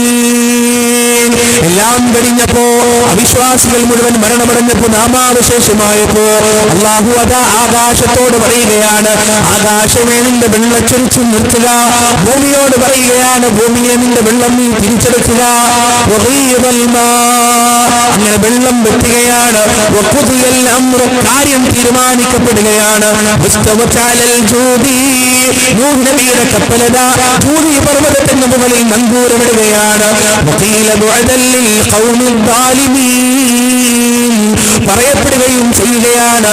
അതാ അക്രമകാരികൾക്ക് വിമോചനവും വിജയവും എത്രയോ വിദൂരമായിരിക്കുകയാണ്. സുബ്ഹാനല്ലാഹ്. നബി അലൈഹി സ്വലാത്തു വസ്സലാമിന്റെ മകനടക്കമുള്ള ധിക്കാരികളായ ജനപദം മുഴുവൻ നശിപ്പിച്ചു കഴിഞ്ഞിട്ട് അള്ളാഹു പറഞ്ഞ വാക്കെന്താണ്? അക്രമകാരികളായ ജനങ്ങൾക്ക് അവരുടെ വിമോചനം, അവരുടെ വിജയം, അവരുടെ നന്മ, അവരുടെ രക്ഷ എത്രത്തോളം വിദൂരമാണ് എന്ന് അല്ലാഹു സുബ്ഹാനഹു വ തആല പറയാൻ. പ്രിയപ്പെട്ടവരെ, എന്താണ് ഈ അക്രമം? അവർ പ്രവർത്തിച്ച അക്രമം എന്താണ്? അല്ലാഹു അല്ലാത്ത ഇലാഹുകളെ അവർ സ്വീകരിച്ചു എന്നതാണ്. അല്ലാഹു അല്ലാത്തവരെ അവർ വിളിച്ചു പ്രാർത്ഥിച്ചു എന്നതാണ്. അല്ലാഹു അല്ലാത്തവരോട് അവർ പേടി എന്നതാണ്. നൂഹ് നബി അലൈഹി സ്വലാം വേറൊരു കൗതുകകരമായ വേറൊരു കാഴ്ച എന്താണ്? നിങ്ങൾ വേറെ വസ്തുത എന്താണെന്നറിയോ? നൂഹ് നബി അലൈഹി സ്വലാത്തു വസ്സലാമിന്റെ കൂടെ കപ്പലിലേക്ക് കയറിയത് ആരാണ്? ഫമാ ആമന മഅഹു ഇല്ലാ ഖലീൽ. വളരെ ചുരുക്കം ചിലർ മാത്രമേ നൂഹ് നബി അലൈഹി സ്വലാത്തു വസ്സലാമിനെ വിശ്വസിച്ചിട്ടുള്ളൂ. ആ ആളുകൾ മാത്രമേ അന്നത്തെ വെള്ളപ്പൊക്കം സർവൈവ് ചെയ്തിട്ടുള്ളൂ. ബാക്കി എല്ലാവരും മരിച്ചു. ആ ആളുകൾ മാത്രമേ സർവൈവ് ചെയ്തിട്ടുള്ളൂ. അവർ മാത്രമേ വെള്ളപ്പൊക്കത്തിൽ രക്ഷപ്പെട്ടിട്ടുള്ളൂ. ഈ ആളുകളുടെ വംശപരമ്പരയാണ്. അള്ളാഹുവിനെ മാത്രം വിളിച്ചു പ്രാർത്ഥിച്ച, നൂഹ് നബി അലൈഹി സ്വലാത്തു വസ്സലാമിനെ കൃത്യമായി അനുസരിച്ച, അദ്ദേഹത്തിന്റെ പാത കൃത്യമായി പിന്തുടർന്ന, ആ കപ്പലിൽ കയറി രക്ഷപ്പെട്ട ചുരുക്കം ചില വിശ്വാസികളുടെ സന്താനങ്ങൾ മാത്രമേ ഇന്ന് ദുനിയാവിലുള്ളൂ. ആലോചിച്ചിട്ടുണ്ട് അതിനെ കുറിച്ച്? ഇന്ന് ദുനിയാവിൽ അന്ന് കപ്പലിൽ രക്ഷപ്പെട്ട ആളുകളുടെ മക്കളേ ഉള്ളൂ. എന്നാൽ ഇന്ന് എത്ര മുശ്രിക്കുകളുണ്ടെന്ന് നോക്കുക. എത്ര ബഹുദൈവ ആരാധകരുണ്ട്, എത്ര കള്ളുകുടിയന്മാരുണ്ട്, എത്ര പെണ്ണുപിടിയന്മാരുണ്ട്, എത്ര തോന്നിവാസികളുണ്ട്. എല്ലാം ഈ പറയുന്ന ആളുകളുടെ സന്താന പരമ്പരകളാണ്. ഇത് നമ്മൾ മനസ്സിലാക്കേണ്ട വലിയൊരു പാഠം എന്താണെന്നറിയോ? ഉപ്പ നന്നായിച്ചിട്ട് മോൻ നന്നാവില്ല. എങ്ങനെ? ഉപ്പ നന്നായി എന്ന് വിചാരിച്ചിട്ട് മോൻ നന്നാവില്ല. മോനെ നന്നാക്കുക എന്നത് ഉപ്പാന്റെ ബാധ്യതയില്ല. ഉപ്പാന്റെ ബാധ്യത എന്താണ്? മോന് കൃത്യമായി പറഞ്ഞു കൊടുക്കുക, ദീനി വിദ്യാഭ്യാസം നൽകുക, അതിനുള്ള സാഹചര്യങ്ങളും ചുറ്റുപാടുകളും ഉണ്ടാവുക. അതേ വഴിയിൽ മകൻ വരിക എന്നത് ആരുടെ ഉത്തരവാദിത്തമാണ്? അള്ളാഹുവിന്റെ ഉത്തരവാദിത്തമാണ്. അത് അള്ളാഹുവിന്റെ വലിയൊരു ഫضലാണ്. നാം നടന്ന അതേ വഴികളിൽ നമ്മുടെ മക്കൾ നടക്കുക. നമ്മൾ പ്രബോധനം ചെയ്ത, നമ്മൾ ദഅവത്ത് ചെയ്ത അതേ ആദർശത്തിന്റെ വക്താക്കളായി സ്വന്തം മക്കളെ കാണാൻ കഴിയുക എന്നത് വലിയ ഭാഗ്യമാണ്. പ്രിയപ്പെട്ടവരെ, റബ്ബ് സുബ്ഹാനഹു വ തആല ആ ഭാഗ്യം ലഭിക്കുന്നവരുടെ കൂട്ടത്തിൽ നമ്മെ ഏവരെയും ഉൾപ്പെടുത്തുന്നതാകട്ടെ. നൂഹ് നബി അലൈഹി സ്വലാത്തു വസ്സലാമിന്റെ ആ സന്ദേശ പ്രചാരണവും അതിന്റെ പരിസമാപ്തിയും അതിനുശേഷമുള്ള അദ്ദേഹത്തിന്റെ ജീവിതവുമെല്ലാം കഴിഞ്ഞ് അദ്ദേഹത്തിന്റെ മരണശേഷം അദ്ദേഹം മരണപ്പെടുകയാണ്. ആ മരണത്തിന് ശേഷം ഈ പറയുന്ന ആളുകളുടെ സന്താന പരമ്പരയിലേക്ക് വീണ്ടും ശൈത്താൻ വരികയാണ്, വീണ്ടും ഇബ്ലീസ് വരികയാണ്. എന്നിട്ട് അവരെ പിഴപ്പിക്കുകയാണ്. അവരെ ഏതൊരു കാര്യം പറഞ്ഞിട്ടാണോ നൂഹ് നബി അലൈഹി സ്വലാത്തു വസ്സലാം ദഅവത്ത് നടത്തിയ സമുദായത്തെ പിഴപ്പിച്ചത്, അതേ വാദം ഉന്നയിച്ചുകൊണ്ട്, അതേ തന്ത്രം പ്രയോഗിച്ചുകൊണ്ട്, അതേ വൃത്തികെട്ട വഴിയിലൂടെ ഈ ഉമ്മത്തിനെയും പിഴപ്പിക്കാൻ തുടങ്ങുകയാണ്. അവസാനം അടുത്ത പ്രവാചകൻ വരുന്നു. ഏതാണ് ആ പ്രവാചകൻ? മഹാനായ ഹൂദ് നബി അലൈഹി സ്വലാത്തു വസ്സലാം. ഹൂദ് നബി അലൈഹി സ്വലാത്തു വസ്സലാമിന്റെ സമുദായത്തിൽ ഒരു പ്രത്യേകതയുണ്ട്. ലോകത്ത് ഇന്ന് വരെ അത്രയും ശക്തിയുള്ള വേറൊരു സമുദായം ഉണ്ടായിട്ടില്ല എന്നുള്ളതാണ്. അത്രക്ക് അധികായന്മാരാണ്, ബലവാന്മാരാണ്, വളരെ ശക്തിയുള്ള മനുഷ്യന്മാരായിരുന്നു. നമ്മളെ പോലെയല്ല. ആദം അലൈഹി സ്വലാത്തു വസ്സലാമിന്റെ ഉയരം എത്രയാണ് അറിയില്ലേ? 60 അടിയാണ്. 60 അടി എന്ന് പറഞ്ഞാൽ ഈ തെങ്ങിനേക്കാൾ വരും. അതുകൊണ്ട് ഇവിടെ ഉയരം എത്രയാണ്? അപ്പൊ ആദ്യ സമുദായത്തിന്റെ അവരിൽപ്പെട്ട ആളുകളുടെ ഉയരവും അത്രത്തോളമായിരുന്നു. ഒരു പനയുടെ അത്രയും ഉയരമുള്ള ആളുകൾ. എന്ന് മാത്രമല്ല, ആദം നബി അലൈഹി സ്വലാത്തു വസ്സലാമിന്റെ കാലഘട്ടത്തിൽ ജീവിച്ച, നൂഹ് നബി അലൈഹി സ്വലാത്തു വസ്സലാമിന്റെ കാലഘട്ടത്തിൽ ജീവിച്ചവരെക്കാളെല്ലാം ശക്തരായ, ബലവാന്മാരായ, അധികായന്മാരായ മനുഷ്യരായിരുന്നു ആദ്യ സമുദായത്തിലുള്ള ആളുകൾ. ഇവരിലേക്ക് വന്നതാരാണ്? അവരെ പോലെ ശക്തിയുള്ള, അവരെ പോലെ കായിക ബലമുള്ള ഹൂദ് നബി അലൈഹി സ്വലാത്തു വസ്സലാം. അദ്ദേഹം വന്നിട്ട് പറഞ്ഞെന്താണ്? യാ ഖൗമി അബ്ദുല്ലാഹ് മാ ലക്കും മിൻ ഇലാഹിൻ ഗൈറുഹു. എന്റെ സമുദായമേ, അല്ലാഹുവിനെ ആരാധിക്കുക, നിങ്ങൾക്ക് അവരല്ലാതെ വേറൊരു ആരാധനയില്ല. സ്വാഭാവികമായും ഇവർ അഹങ്കാരികളാണ്, ഇവർ ധിക്കാരികളാണ്. ഇവരെന്താണ് പറഞ്ഞത്? നൂഹ് നബിയുടെ സമുദായം പറഞ്ഞതുപോലെയല്ല. ആദ്യ സമുദായം ഹൂദ് പറഞ്ഞെന്താണ്? ഫഅ്തിനാ ബിമാ തഅഇദുനാ ഇൻ കുൻത മിനസ് സ്വാദിഖീൻ. നീ പറയുന്നത് സത്യമാണെങ്കിൽ ഹൂദേ അതൊന്ന് ഞങ്ങളെ കാണട്ടെ. നീ എന്താ പറയുന്നത്? ഞങ്ങളെ പടച്ചോൻ അങ്ങോട്ട് ഇല്ലാണ്ടാക്കി കളയുന്നോ? ഈ ഭൂമി അങ്ങോട്ട് കീഴ്മേൽ മറിയുന്നോ? ഞങ്ങളൊക്കെ മരിച്ചു പോകുന്നോ? ഒന്ന് ഞങ്ങളൊന്ന് കാണട്ടെ, നീ അതൊന്ന് കാണിക്കുകയെന്ന് ഹൂദ് നബി അലൈഹിസ്സലാത്തു വസ്സലാമിനോട് ഇവര് വെല്ലുവിളിക്കുകയാണ്. പ്രിയപ്പെട്ടവരെ, ചരിത്രം പരിശോധിച്ചാൽ നമുക്ക് കാണാം, ഈ വെല്ലുവിളി കഴിഞ്ഞിട്ട് അധികം ദിവസമായിട്ടില്ല. അധികം ദിവസം കഴിയുന്നതിന് മുന്നേ ആദ് സമുദായം ജീവിച്ചിരുന്ന ആ താഴ്വരകളിൽ അവരുടെ വാദികളിലതാ വല്ലാത്തൊരു ക്ഷാമം പിടിപ്പെടുകയാണ്. മഴയില്ല, വെള്ളമില്ല, ഭക്ഷണമില്ല, കൃഷിയിടങ്ങളെല്ലാം ഉണങ്ങിക്കരിയുകയാണ്. എല്ലാം നശിച്ച് നാമാവശേഷമാവുകയാണ്. ഭക്ഷണത്തിന് എവിടെ പോകണമെന്നറിയില്ല. ആ സമയം ഈ പറയുന്ന ആളുകൾ മുഴുവൻ അതാ ഹൂദ് നബി അലൈഹിസ്സലാത്തു വസ്സലാം പറഞ്ഞതുപോലെ അദ്ദേഹത്തെ അനുസരിച്ചുകൊണ്ട് പ്രാർത്ഥിക്കുകയാണ് മഴ ലഭിക്കുന്നതിന് വേണ്ടി. ഒരു അശരീരി കേൾക്കുകയാണ്, ഏത് തരത്തിലുള്ള മേഘമാണ് നിങ്ങൾക്ക് വേണ്ടത്? ഏത് രൂപത്തിലുള്ള മേഘമാണ് നിങ്ങൾ ആഗ്രഹിക്കുന്നത്? ഈ സമുദായം പറയുകയാണ്, ഒരുപാട് വെള്ളം തിങ്ങി നിറഞ്ഞു നിൽക്കുന്ന കറുകറുത്ത മേഘങ്ങളാണ് ഞങ്ങൾക്ക് വേണ്ടത്, കറുത്ത മേഘവാനുകളാണ് ഞങ്ങൾക്ക് വേണ്ടത്. അധികം ദിവസം കഴിയുന്നതിന് മുന്നേ സൂര്യപ്രകാശം പോലും കടക്കാത്ത രൂപത്തിലേക്ക് കറുകറുത്ത മേഘവാനുകളതാ ആദ്യ സമുദായത്തിന്റെ താഴ്വരക്ക് മുകളിൽ അങ്ങനെ പരക്കുകയാണ്. സൂര്യപ്രകാശം പോലും കടക്കുന്നില്ല. സൂറത്തുൽ അഹ്ഖാഫിൽ പടച്ചറബി വിഷയം സംസാരിച്ചിട്ടുണ്ട്. ഫലമ്മാ റഅൗഹു ആരിദൻ മുസ്തഖ്ബില ഔദിയതിഹിം ഖാലൂ ഹാദാ ആരിദുൻ മുംതിറുനാ ബൽ ഹുവ മുസ്തഅജൽതും ബിഹി റീഹുൻ ഫീഹാ അദാബുൻ അലീം. അവരങ്ങനെ ആകാശത്തേക്ക് നോക്കുമ്പോ ആകാശത്തതാ കറുകറുത്ത മേഘപടലങ്ങൾ ഇങ്ങനെ പരന്നു നിൽക്കുകയാണ്. അത് കണ്ടപ്പോ ആദ്യ സമുദായത്തിലെ അഹങ്കാരികളായ മനുഷ്യർ പറയുകയാണ്, ഹാദാ ആരിദുൻ മുംതിറുനാ, ഇത് ഞങ്ങൾക്ക് മഴ നൽകാൻ പോകുന്ന, ഞങ്ങൾക്ക് മഴ വർഷിപ്പിച്ചു തരാൻ പോകുന്ന, ഞങ്ങൾക്ക് വെള്ളം നൽകാൻ പോകുന്ന, ഞങ്ങളുടെ കൃഷിയിടങ്ങളിൽ പച്ചപ്പണിയിക്കാൻ പോകുന്ന സുന്ദരമായ മഴയാണല്ലോ ഇത്, മഴമേഘങ്ങളാണല്ലോ ഇത് എന്ന് അല്ലാഹു അതിനെ തിരുത്തി പറഞ്ഞു കൊടുക്കുകയാണ്. ബൽ ഹുവ മുസ്തഅജൽതും ബിഹി റീഹുൻ ഫീഹാ അദാബുൻ അലീം. നിങ്ങൾ വിചാരിക്കുന്നത് പോലെ അത് മഴമേഘങ്ങളല്ല. ആ മേഘങ്ങളിൽ ഒളിഞ്ഞു കിടക്കുന്നത് വേദനാജനകമായ അല്ലാഹുവിന്റെ അദാബും കൊണ്ട് കടന്നു വരുന്ന അതിഭയാനകമായ അദാബാണ്, അതിഭയാനകമായ കാറ്റാണ്, ശിക്ഷയാണെന്ന് പരിശുദ്ധ ഖുർആൻ അതിനെ തിരുത്തി പറയുകയാണ്. സൂറത്തുൽ ഹാഖ് പരിശോധിച്ചാൽ നമുക്കത് കാണാം. അല്ലാഹു പറയുകയാണ്, സഖറഹാ അലൈഹിം സബ്അ ലയാൽ വതമാനിയത അയ്യാം ഹുസൂമൻ ഫതറൽ ഖൗമ ഫീഹാ സറആ കഅന്നഹും അഅജാസു നഖ്ലിൻ ഖാദിയ ഫഹൽ തറാ ലഹും മിൻ ബാഖിയ. 7 രാവുകളും 8 പകലുകളും അടിച്ചു വീശിയ അതിശക്തമായ കാറ്റ്. ആ കാറ്റൊന്ന് അടങ്ങിയപ്പോൾ ഉണ്ടാവുന്ന ഉണ്ടായ കാഴ്ച എന്താണ്? കഅന്നഹും അഅജാസു നഖ്ലിൻ ഖാദിയ. അല്ലാഹുവിന്റെ അദാബിനെ വെല്ലുവിളിച്ച, അല്ലാഹുവിന്റെ ശക്തിയെ വെല്ലുവിളിച്ച, അല്ലാഹുവിന്റെ ഖുദ്റത്തിനെ വെല്ലുവിളിച്ച അതികായന്മാരായ ആചാരബാഹുക്കളായ അതിശക്തരായ ആദ്യ സമുദായത്തിലെ ഓരോ മനുഷ്യരും അതാ മരിച്ചു മനച്ചു കിടക്കുകയാണ്.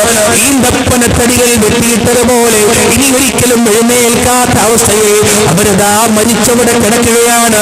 എന്നിട്ട് പടച്ചറപ്പിന്റെ ഒരു ചോദ്യമുണ്ട്, ഫഹൽ തറാ ലഹും മിൻ ബാഖിയ. ഈ നാഗരികതയുടെ, ഈ ജനപദത്തിന്റെ വല്ല അവശേഷിപ്പും റസൂലേ സ്വല്ലല്ലാഹു അലൈഹി വസല്ലം താങ്കൾ കാണുന്നുണ്ടോ എന്ന് അല്ലാഹു സുബ്ഹാനഹു വ തആല ചോദിക്കാൻ. പ്രിയപ്പെട്ടവരെ, ആദ്യ സമുദായം നശിപ്പിക്കപ്പെട്ട ഈ സ്ഥലം കിടക്കുന്നത് ഇന്ന് ഒമാനിലാണ്. ഒമാൻ പ്രദേശത്താണ് ആദ്യ സമുദായം നശിപ്പിക്കപ്പെട്ട ഈ പ്രദേശം കിടക്കുന്നത്. ഒരു നാഗരികതയുമില്ല, ഒരു പട്ടണവുമില്ല, ഒരു വളർച്ചയുമില്ല. അള്ളാഹുവിന്റെ അദാബിന്റെ മൂകസാക്ഷികളായിക്കൊണ്ട് ആ പ്രദേശം മുഴുവൻ നിന്നും വിഭജിച്ച് ഊഷരമായി കിടക്കുകയാണ്. അള്ളാഹു കാത്തുരക്ഷിക്കട്ടെ. നിങ്ങൾക്കറിയോ, റസൂലുള്ളാഹി സ്വല്ലല്ലാഹു അലൈഹി വസല്ലമ കാറ്റൊന്ന് ചെറുതായി ശക്തി പ്രാപിക്കുമ്പോ റസൂലുള്ളാഹിക്ക് ബേജാറാവും, പ്രവാചകന് പേടിയാവും. നബി സല്ലല്ലാഹു അലൈഹി വസല്ലം പള്ളിന്റെ ഉള്ളിൽ നിന്ന് സ്വഹാബത്ത് റിപ്പോർട്ട് ചെയ്യുന്നതാണ്, അങ്ങോട്ടും ഇങ്ങോട്ടും ഇങ്ങനെ നടക്കും. റസൂൽ പ്രാർത്ഥിക്കും, റബ്ബേ അദാബിൽ നശിപ്പിക്കലിനാതെ റസൂൽ പ്രാർത്ഥിക്കും. കാറ്റ് ശക്തിയാകുമ്പോ, നമുക്ക് കാറ്റ് ശക്തിയാകുമ്പോൾ നമ്മൾ എന്താ ചെയ്യുക? കസേര എടുത്ത് വീടിന് പുറത്തിട്ടിട്ട് കുപ്പായം കഴിച്ച് അവിടെ ഇങ്ങനെ ഇരിക്കും, കുറച്ച് കാറ്റ് കൊള്ളാൻ വേണ്ടിയിട്ട്. പക്ഷെ അതായിരുന്നില്ല നബി സല്ലല്ലാഹു അലൈഹി വസല്ലം. കാരണം പ്രവാചകൻ അള്ളാഹുവിൽ നേരിട്ട് വഹി സ്വീകരിക്കുന്ന മനുഷ്യനാണ്. അതുകൊണ്ട് തന്നെ ആദ്യ സമുദായത്തെ നശിപ്പിച്ച ആ ഭയാനകമായ രംഗങ്ങളുടെ ചിത്രം പ്രവാചകന്റെ മനസ്സിൽ തീർച്ചയായും ഉണ്ടാവും. എത്രയോ ഭയാനകമാണ് പ്രിയപ്പെട്ടവരെ. അള്ളാഹുവിന്റെ അദാബിൽ വളരെ ഭയാനകമായ ഒന്നാണ് കാറ്റ് കൊണ്ടുള്ള അദാബ് എന്നുള്ളത്. എത്രയോ സ്ഥലത്ത് നമ്മൾ കേട്ടതാണ്. കൊടുങ്കാറ്റും ചുഴലിക്കാറ്റൊക്കെ ഉണ്ടായിട്ട് എത്രയോ ആളുകൾ മരിച്ചുപോയത്. ഭൂമി കുലുക്കുണ്ടായാല് ആ ഭൂമി കുലുങ്ങി കെട്ടിടങ്ങൾ തകർന്ന് ആ മനുഷ്യർ അവിടെ ഉണ്ടാവും, അവിടെ തന്നെ കിടക്കുന്നു. കെട്ടിടത്തിന്റെ അവശിഷ്ടങ്ങൾ മാറ്റുമ്പോ ആ മനുഷ്യരുടെ ഡെഡ് ബോഡികൾ അവിടെ നിന്ന് കിട്ടും. വേറെ ഏതെങ്കിലും തരത്തിലുള്ള ദുരന്തങ്ങൾ ഉണ്ടായാൽ മയ്യത്തെങ്കിലും കിട്ടും. പക്ഷേ കാറ്റുകൊണ്ടുള്ള അദാബുണ്ടല്ലോ, മയ്യത്ത് പോലും കിട്ടൂല സ്വന്തക്കാർക്ക്. നമ്മുടെ നാട്ടിലൊരു കൊടുങ്കാറ്റ് അടിച്ചു കഴിഞ്ഞാൽ ആ കൊടുങ്കാറ്റ് തീരുമ്പോഴേക്ക് നമ്മുടെ വീട് നിന്ന സ്ഥലം ശൂന്യമായിരിക്കും, നമ്മുടെ സ്ഥാപനങ്ങൾ നിന്ന സ്ഥലം ശൂന്യമായിരിക്കും. നമ്മുടെ മക്കൾ, നമ്മുടെ ഭാര്യമാർ, നമ്മുടെ ഉമ്മമാർ, നമ്മുടെ ഉപ്പമാർ, നമ്മുടെ കുടുംബക്കാർ പല ഭാഗങ്ങളിലായിരിക്കും. കടലിലോ കായലിലോ കൊടുങ്കാറ്റിലോ മരുഭൂമിയിലോ എവിടെയെങ്കിലും ആയിരിക്കും. അള്ളാഹു കാത്തുരക്ഷിക്കട്ടെ. ഓക്കി കൊടുങ്കാറ്റിലുണ്ടായ ചില ദുരന്തങ്ങൾ ആൻഡമാനിൽ എനിക്ക് ചില സുഹൃത്തുക്കളുണ്ട്, അവർ പറയുന്നത് നിങ്ങൾ കേൾക്കണം. ഓക്കി കൊടുങ്കാറ്റുണ്ടായി, ഏതൊക്കെയോ നാട്ടിൽ നിന്ന് ആളുകൾ കടലിലേക്ക് അടിഞ്ഞ് വീണ് മരിച്ചു.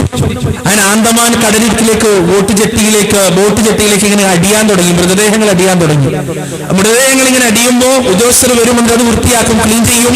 മണിക്കൂറുകൾ കഴിയുമ്പോൾ വീണ്ടും മൃതദേഹങ്ങൾ വരും, വീണ്ടും അടിയും, വീണ്ടും വൃത്തിയാക്കും. അവസാനം ഉദ്യോഗസ്ഥർ ആ പണി നിർത്തി. കാരണം അവരെ കൊണ്ട് പറ്റുന്നില്ല, അവരുടെ സന്നാഹം അതിന് മാത്രമില്ല. അവരാ പരിപാടി നിർത്തി, അവർ ക്ലീൻ ചെയ്യാതായി. കുറച്ച് കഴിയുമ്പോ എന്താ സംഭവിച്ചെന്നറിയോ?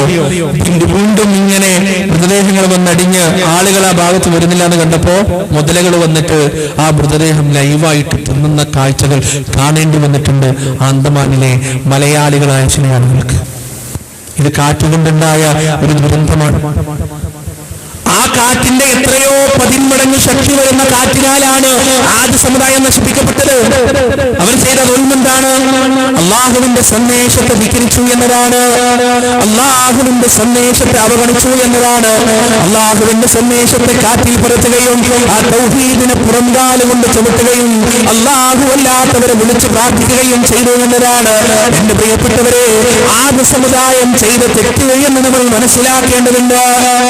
ആ സമുദായം കൊണ്ട് ഇങ്ങനെ കുറച്ച് മുന്നോട്ട് വന്നു കഴിഞ്ഞാൽ അതാ തമൂദ് ഗോത്രത്തെ നമുക്ക് കാണാൻ കഴിയും. മലകൾ തുറന്നുകൊണ്ട് ലോകത്ത് ആദ്യമായി എഞ്ചിനീയറിംഗ് എന്താണെന്ന് ലോകത്തിൽ പരിചയപ്പെടുത്തി കൊടുത്ത സമുദായമാണ് തമൂദ് ഗോത്രം. ആ തമൂദ് ഗോത്രത്തിലേക്ക് വരുന്നത് സ്വാലിഹ് നബി അലൈഹിസ്സലാത്തു വസ്സലാമാണ്. ആ സ്വാലിഹ് നബി അലൈഹിസ്സലാത്തു വസ്സലാം അവരിലേക്ക് വന്നപ്പോ അവരത് ആ സ്വാലിഹ് നബിയെ വെല്ലുവിളിക്കുകയാണ്. ഞങ്ങൾക്കൊരു ദൃഷ്ടാന്തം വേണം, ഞങ്ങൾക്കൊരു അത്ഭുതം വേണം. ഈ പാറക്കെട്ടുകൾക്കിടയിൽ നിന്നൊരു സുന്ദരമായ ഒട്ടകം പുറത്തേക്ക് വരട്ടെ എന്ന് സ്വാലിഹ് നബി അലൈഹിസ്സലാത്തു വസ്സലാമിനോട് പറയുകയാണ്. അള്ളാഹുവിന്റെ അനുമതിയോടെ മുഅ്ജിസത്തിലൂടെ സ്വാലിഹ് നബി അലൈഹിസ്സലാത്തു വസ്സലാം ഒരു ഒട്ടകത്തെ വരുത്തി കാണിച്ചു കൊടുക്കുകയാണ്. എന്നിട്ട് അള്ളാഹുവിന്റെ കൽപ്പന വരികയാണ്. അള്ളാഹുവിന്റെ കൃത്യമായ കർക്കശമായ കൽപ്പന വരികയാണ്. എന്താണ്? ഈ ഒട്ടകത്തെ നിങ്ങൾ അറുത്തു പോകരുത്, ഈ ഒട്ടകത്തെ നിങ്ങൾ ഉപദ്രവിച്ചു പോകരുത്. സുബ്ഹാനല്ലാഹ്, ഇത് അള്ളാന്റെ വലിയൊരു സുന്നത്ത്. ഇത് നമ്മൾ പഠിക്കുന്ന വലിയൊരു പാഠം എന്നറിയോ? ഈസാ നബി അലൈഹിസ്സലാത്തു വസ്സലാമിന്റെ മുന്നിലേക്ക് അദ്ദേഹത്തിന്റെ സമുദായത്തിൽപ്പെട്ട ചില ആളുകൾ വന്നു. എന്നിട്ട് അവർ പറഞ്ഞു, എന്താണ്? അൻസിൽ അലൈനാ മാഇദതൻ മിനസ് സമാ, ആകാശത്തുനിന്ന് ഒരു തളിക ഞങ്ങൾക്കൊന്ന് വർഷിപ്പിച്ചു തരൂ. ആകാശത്തുനിന്ന് ഒരു തളിക, ഭക്ഷണ തളിക ഞങ്ങൾക്ക് വർഷിപ്പിച്ചു തരൂ. ഈസാ നബി പ്രാർത്ഥിച്ചു. എന്താ പ്രാർത്ഥന? സൂറത്തുൽ മാഇദയുടെ അവസാനം നമുക്ക് കാണാം. ഖാല ഈസ ഇബ്നു മറിയം അല്ലാഹുമ്മ റബ്ബനാ അൻസിൽ അലൈനാ മാഇദതൻ മിനസ് സമാ തകൂനു ലനാ ഈദൻ ലിഅവ്വലിനാ വആഖിരിനാ വആയതൻ മിൻക വർസുഖ്നാ വഅൻത ഖൈറുർ റാസിഖീൻ.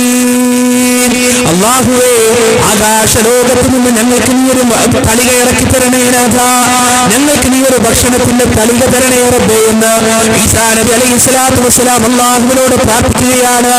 അല്ലാഹുവിന്റെ മറുപടി എന്താണ്? ഖാലല്ലാഹു ഇന്നി മുനസ്സിലുഹാ അലൈക്കും ഫമൻ യക്ഫുർ ബഅദ മിൻകും ഫഇന്നി ഉഅദ്ദിബുഹു അദാബൻ ലാ ഉഅദ്ദിബുഹു അഹദൻ മിനൽ ആലമീൻ. അല്ലാഹുവിന്റെ മറുപടി എന്താണ്? ഞാൻ ഇറക്കിത്തരാം. ആകാശത്തിന് ഒരു ഭക്ഷണത്തിന്റെ തളിക ഇറക്കുക എന്നത് എന്നെ സംബന്ധിച്ചിടത്തോളം പ്രയാസമുള്ള കാര്യമൊന്നുമല്ല, എന്നെ സംബന്ധിച്ചിടത്തോളം ബുദ്ധിമുട്ടുള്ള കാര്യമൊന്നുമല്ല. എന്നാൽ ആ ദൃഷ്ടാന്തം കണ്ടതിന് ശേഷം, ആ ആയത്ത് അത്ഭുതം കണ്ടതിന് ശേഷം ആരാണോ അവിശ്വസിക്കുന്നത് അയാളെ ലോകത്തൊരാളെയും ശിക്ഷിക്കാത്തതുപോലെ ഞാൻ ശിക്ഷിക്കുന്നതാണ്. ഒരു ദൃഷ്ടാന്തം നമ്മൾ കണ്ടാൽ ആ ദൃഷ്ടാന്തത്തിന് ശേഷം നമ്മൾ അവിശ്വസിച്ചാൽ ലോകത്തൊരാളെയും ശിക്ഷിക്കാത്തതുപോലെ അള്ളാഹു നമ്മളെ ശിക്ഷിക്കും. അതുകൊണ്ട് ദൃഷ്ടാന്തം മുന്നിൽ കാണാതിരിക്കാൻ ആഗ്രഹിച്ചോളി. നമ്മളൊക്കെ പറയില്ലേ, ഇടയ്ക്ക് ഇങ്ങനെ ആഗ്രഹിക്കൂലേ, പഠിച്ചോണ്ട് എന്തെങ്കിലുമൊക്കെ ഒരു അത്ഭുതം ഒന്ന് കണ്ടിട്ടുണ്ടെങ്കിൽ എത്ര നന്നായി ആഗ്രഹിക്കാൻ സ്വാഭാവികമാണ്. അങ്ങനെ ഒരു അത്ഭുതം നമ്മൾ കണ്ടാൽ നമ്മൾ അപകടത്തിലായി. ആ അത്ഭുതം കണ്ടതിന് ശേഷം നമ്മൾ ധിക്കരിച്ചാൽ, ആ അത്ഭുതം കണ്ടതിന് ശേഷം നമ്മൾ കുഫറിലേക്ക് പോയാൽ, ഇന്നി ഉഅദ്ദിബുഹു അദാബൻ ലാ ഉഅദ്ദിബുഹു അഹദൻ മിനൽ ആലമീൻ, ലോകത്തൊരാളെയും ശിക്ഷിക്കാത്തതുപോലെ ഞാൻ നിങ്ങളെ ശിക്ഷിച്ചോളും. അതുകൊണ്ടാണ് സമൂദ് ഗോത്രത്തെ അള്ളാഹു നശിപ്പിച്ചത് വ്യത്യസ്തമായ രീതിയിലാണ്. ലോകത്തന്നു വരെ കഴിഞ്ഞു പോയ ഒരു സമുദായത്തെയും ശിക്ഷിക്കാത്തത് പോലെയാണ്. എങ്ങനെ ശിക്ഷിച്ചത്? ശബ്ദം കൊണ്ടാണ് ശിക്ഷിച്ചത്. ശബ്ദം കൊണ്ടാണ് അവർ നശിപ്പിക്കപ്പെട്ടത്. ഇതൊക്കെ ഇങ്ങനെ പറയുമ്പോ ശരിക്കും ലോകത്ത് പല രാഷ്ട്രങ്ങളും സോണിക് വെപ്പണുകളെ കുറിച്ച് പരീക്ഷണം നടത്തിക്കൊണ്ടിരിക്കുകയാണ്. എന്താണ് സോണിക് വെപ്പൺ? അയൽ രാജ്യത്തിന്റെ ശത്രു സൈന്യം ഇങ്ങനെ ആ കാടടക്കി വരുമ്പോ അവരുടെ മുന്നിലേക്ക് ഒരു ശബ്ദത്തിന്റെ തരംഗങ്ങൾ അങ്ങോട്ട് വിട്ടുകൊടുക്കുക, അതിൽ അവരൊക്കെ ക്ലോസ് ആവും. ഒരാൾ പോലും ഇല്ലാതെ മരിച്ചു. സോണിക് വെപ്പൺ അത് പൂർണ്ണമായും വികസിപ്പിച്ചിട്ടില്ലെങ്കിലും അണിയറയിലാണ്. വരും കാലങ്ങളിൽ സോണിക് വെപ്പണുകളും രാഷ്ട്രങ്ങളുടെ കയ്യിലുണ്ടാവും. സുബ്ഹാനല്ലാഹ്. മനുഷ്യർ സോണിക് വെപ്പണുകളെ കുറിച്ച് ചിന്തിക്കാൻ തുടങ്ങുന്നതിന്റെ എത്രയോ മുന്നേ, പ്രാചീന കാലത്ത്, പുരാതന കാലത്ത്, ചരിത്രാതീത കാലത്ത് ഈ സോണിക് വെപ്പൺ എന്താണ് എന്ന് ലോകത്തിന് കാണിച്ചു കൊടുത്തവനാണ് മഹാനായ റബ്ബ് സുബ്ഹാനഹു വ തആല. സുബ്ഹാനക യാ റബ്ബ്. പ്രിയപ്പെട്ടവരെ, ആ ശബ്ദത്തെ കുറിച്ച് നമ്മൾ മനസ്സിലാക്കേണ്ടത്, നമ്മൾ ഈ കാണുന്ന കേൾക്കുന്ന ശബ്ദമല്ലോ, ഒരു പരിധി കഴിഞ്ഞാൽ നമ്മുടെ ശരീരം പൊള്ളും. സൗണ്ട് എന്നത് ഒരു മെക്കാനിക് പവറാണ്. എന്താണ് സൗണ്ട്? ശരിക്കും നമ്മുടെ ചെവിയിലുള്ള വെസ്റ്റിബുലർ അപ്പാരറ്റസ് അടക്കമുള്ള നമ്മുടെ കേൾവിക്ക് ഉപകാരപ്പെടുന്ന അവയവങ്ങൾ, ആ അവയവങ്ങൾ അന്തരീക്ഷത്തിലുള്ള മെക്കാനിക്കൽ വാരിയേഷന്റെ, അറ്റ്മോസ്ഫറിക് വാരിയേഷൻ ഡിറ്റക്ട് ചെയ്യുമ്പോഴാണ് നമുക്ക് കേൾവി ഉണ്ടാവുന്നത്. ഒരുപാടൊന്നും പറഞ്ഞിട്ട് ഞാൻ ആകെ സങ്കീർണമാക്കുന്നില്ല. ഒരു മെക്കാനിക്കൽ പവറാണ്. നമ്മൾ ഈ മൈക്കിങ്ങനെ അങ്ങോട്ടും ഇങ്ങോട്ടും തള്ളാൻ ഉപയോഗിക്കുന്ന ഒരു ഫോഴ്സ് ഇല്ലേ, അതാണ് യഥാർത്ഥത്തിൽ ശബ്ദത്തിന്റെയും ഫോഴ്സ്.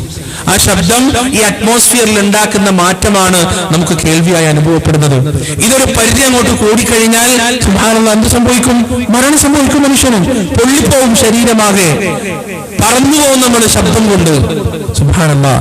മനുഷ്യന് കേൾക്കാത്ത ശബ്ദങ്ങളും ചെറിയ ശബ്ദങ്ങളും വലിയ ശബ്ദങ്ങളും ഉണ്ട്. നിങ്ങൾ കണ്ടിട്ടില്ലേ ഈ ഭൂകമ്പം എന്നറിയപ്പോ തുർക്കിയിലും സിറിയയിലും ഭൂകമ്പം ഉണ്ടായല്ലോ. ഭൂകമ്പത്തിന് പ്രത്യേകത ഉണ്ട്. അത് പടച്ചോൻ മനുഷ്യന് വേണ്ടി മാത്രം പറഞ്ഞേക്കണാണ്, മൃഗങ്ങൾ അതിൽ പെടൂല. എന്താ കാരണം? ഭൂകമ്പം ഉണ്ടാകുന്നതിന്റെ മുന്നേ ഭൂമിക്കടിയിൽ ഉണ്ടാകുന്ന പ്ലേറ്റ് ടെക്ടോണിക്കുകളുടെ നിരങ്ങി മാറ്റത്തിന്റെ ഭയാനകമായ ശബ്ദം ഭൂമിക്ക് പുറത്തുനിന്ന് മൃഗങ്ങൾക്ക് കേൾക്കാൻ പറ്റും. നായ്ക്കും പട്ടിക്കും പൂച്ചക്ക് കേൾക്കാൻ പറ്റും. അവ ആ ശബ്ദമില്ലാത്ത സ്ഥലത്തേക്ക് ഓടിപ്പോകും, രക്ഷപ്പെട്ടു പോകും. ആരൊഴികെ മനുഷ്യൻ കയറുകൊണ്ട് കെട്ടിയിട്ട മൃഗങ്ങൾ മാത്രമേ അതിൽ പെട്ടുള്ളൂ. ബാക്കി മൃഗങ്ങളൊക്കെ അവിടുന്ന് ഓടി രക്ഷപ്പെടും, പക്ഷികളും ഓടി രക്ഷപ്പെടും. നിങ്ങൾ നോക്ക്, വളർത്തു നായകളും അതുപോലെ കെട്ടിയിടപ്പെട്ട കൂട്ടിയിടപ്പെട്ട മൃഗങ്ങളും അല്ലാതെ അധികം മൃഗങ്ങൾ മരിച്ചിട്ടുണ്ടാവില്ല. ശബ്ദത്തിനൊരു പ്രത്യേകതയാണത്. എന്നാൽ മനുഷ്യനോ? അല്ലാഹുവിന്റെ റസൂൽ പറഞ്ഞിട്ടുണ്ട്, ഖബറാളി ഖബറിന്റെ അകത്തുനിന്ന് ശിക്ഷിക്കപ്പെടുമ്പോ മനുഷ്യനും ജിന്നുകളും ഒഴികെ മറ്റ് ജീവജാലങ്ങളെല്ലാം ആ ശബ്ദം കേൾക്കുമെന്ന് റസൂലുള്ളാഹി സ്വല്ലല്ലാഹു അലൈഹി വസല്ലം പഠിപ്പിച്ചു തന്നിട്ടുണ്ട്. അതും ഇതൊന്നായിട്ട് കണക്ട് ചെയ്യേണ്ട എന്തായാലും, പക്ഷെ എന്തൊക്കെയോ ബന്ധങ്ങൾ അതും ഇതുമായിട്ടുണ്ട് എന്ന് നമ്മൾ മനസ്സിലാക്കുക. അല്ലാഹു സുബ്ഹാനഹു വ തആല ആദ്യ ശാശ്വതമായി ശബ്ദം കൊണ്ട് നശിപ്പിക്കാൻ കാരണം ഒരു അത്ഭുതം, ഒരു ദൃഷ്ടാന്തം കാണിച്ചു കൊടുത്തിട്ട് ആ ദൃഷ്ടാന്തം കാണുകയും നിഷേധിക്കുകയും ചെയ്ത ആളുകളാണ്. ഇനി പ്രിയപ്പെട്ടവരെ, 2023 നമ്മൾ പോവാം. 2023 ഫെബ്രുവരി മാസത്തിൽ നമ്മൾ എത്തി നിൽക്കുമ്പോൾ ഒന്നല്ല, രണ്ടല്ല, 10 അല്ല, 10,000 ദൃഷ്ടാന്തങ്ങൾ അല്ലാഹു സുബ്ഹാനഹു വ തആല നമുക്ക് കാണിച്ചു തന്നിട്ടുണ്ട്. 10,000 ദൃഷ്ടാന്തങ്ങൾ. സമൂഹ ഗോത്രത്തിന് പഠിച്ചവന് ഒറ്റ ദൃഷ്ടാന്തം കാണിച്ചു കൊടുത്തിട്ടുള്ളൂ. മുഹമ്മദി ഉമ്മത്തിന്, ആധുനിക കാലഘട്ടത്തിൽ ജീവിക്കുന്ന മുസ്ലിം ഉമ്മത്തിന് അല്ലാഹു സുബ്ഹാനഹു വ തആല കാണിച്ചു കൊടുത്ത ദൃഷ്ടാന്തങ്ങൾക്ക് കയ്യും കണക്കുമില്ലെന്ന് പ്രിയപ്പെട്ടവരെ. അതുകൊണ്ട് തന്നെ നാളെ പരലോകത്തിൽ കഴിഞ്ഞാൽ ഏറ്റവും കൂടുതൽ പിടിച്ചു കുലുക്കപ്പെടുന്ന ആ മനുഷ്യർ നമ്മളായിരിക്കുന്ന കാര്യത്തിൽ വലിയ സംശയം നിങ്ങൾക്ക് വേണ്ട. കാരണം അള്ളാഹുവിന്റെ സന്ദേശത്തെ പ്രബലപ്പെടുത്തുന്ന, ശക്തിപ്പെടുത്തുന്ന ഒട്ടനവധി ദൃഷ്ടാന്തങ്ങൾക്ക് സാക്ഷ്യം വഹിച്ചിട്ടാണ് ഞാനും നിങ്ങളും ജീവിക്കുന്നത്. പ്രിയപ്പെട്ടവരെ, ആ ദൃഷ്ടാന്തങ്ങൾ കണ്ടറിയാനും അത് ജീവിതത്തിലേക്ക് മാറ്റം വരുത്തുന്ന രൂപത്തിലേക്ക് പകർത്താനും നമുക്ക് സാധിച്ചിട്ടില്ല എങ്കിൽ ഭയാനകവും ബീഭത്സവുമായ അദാബായിരിക്കും നാളെ പരലോകത്ത് നമ്മെ കാത്തിരിക്കുന്നത്.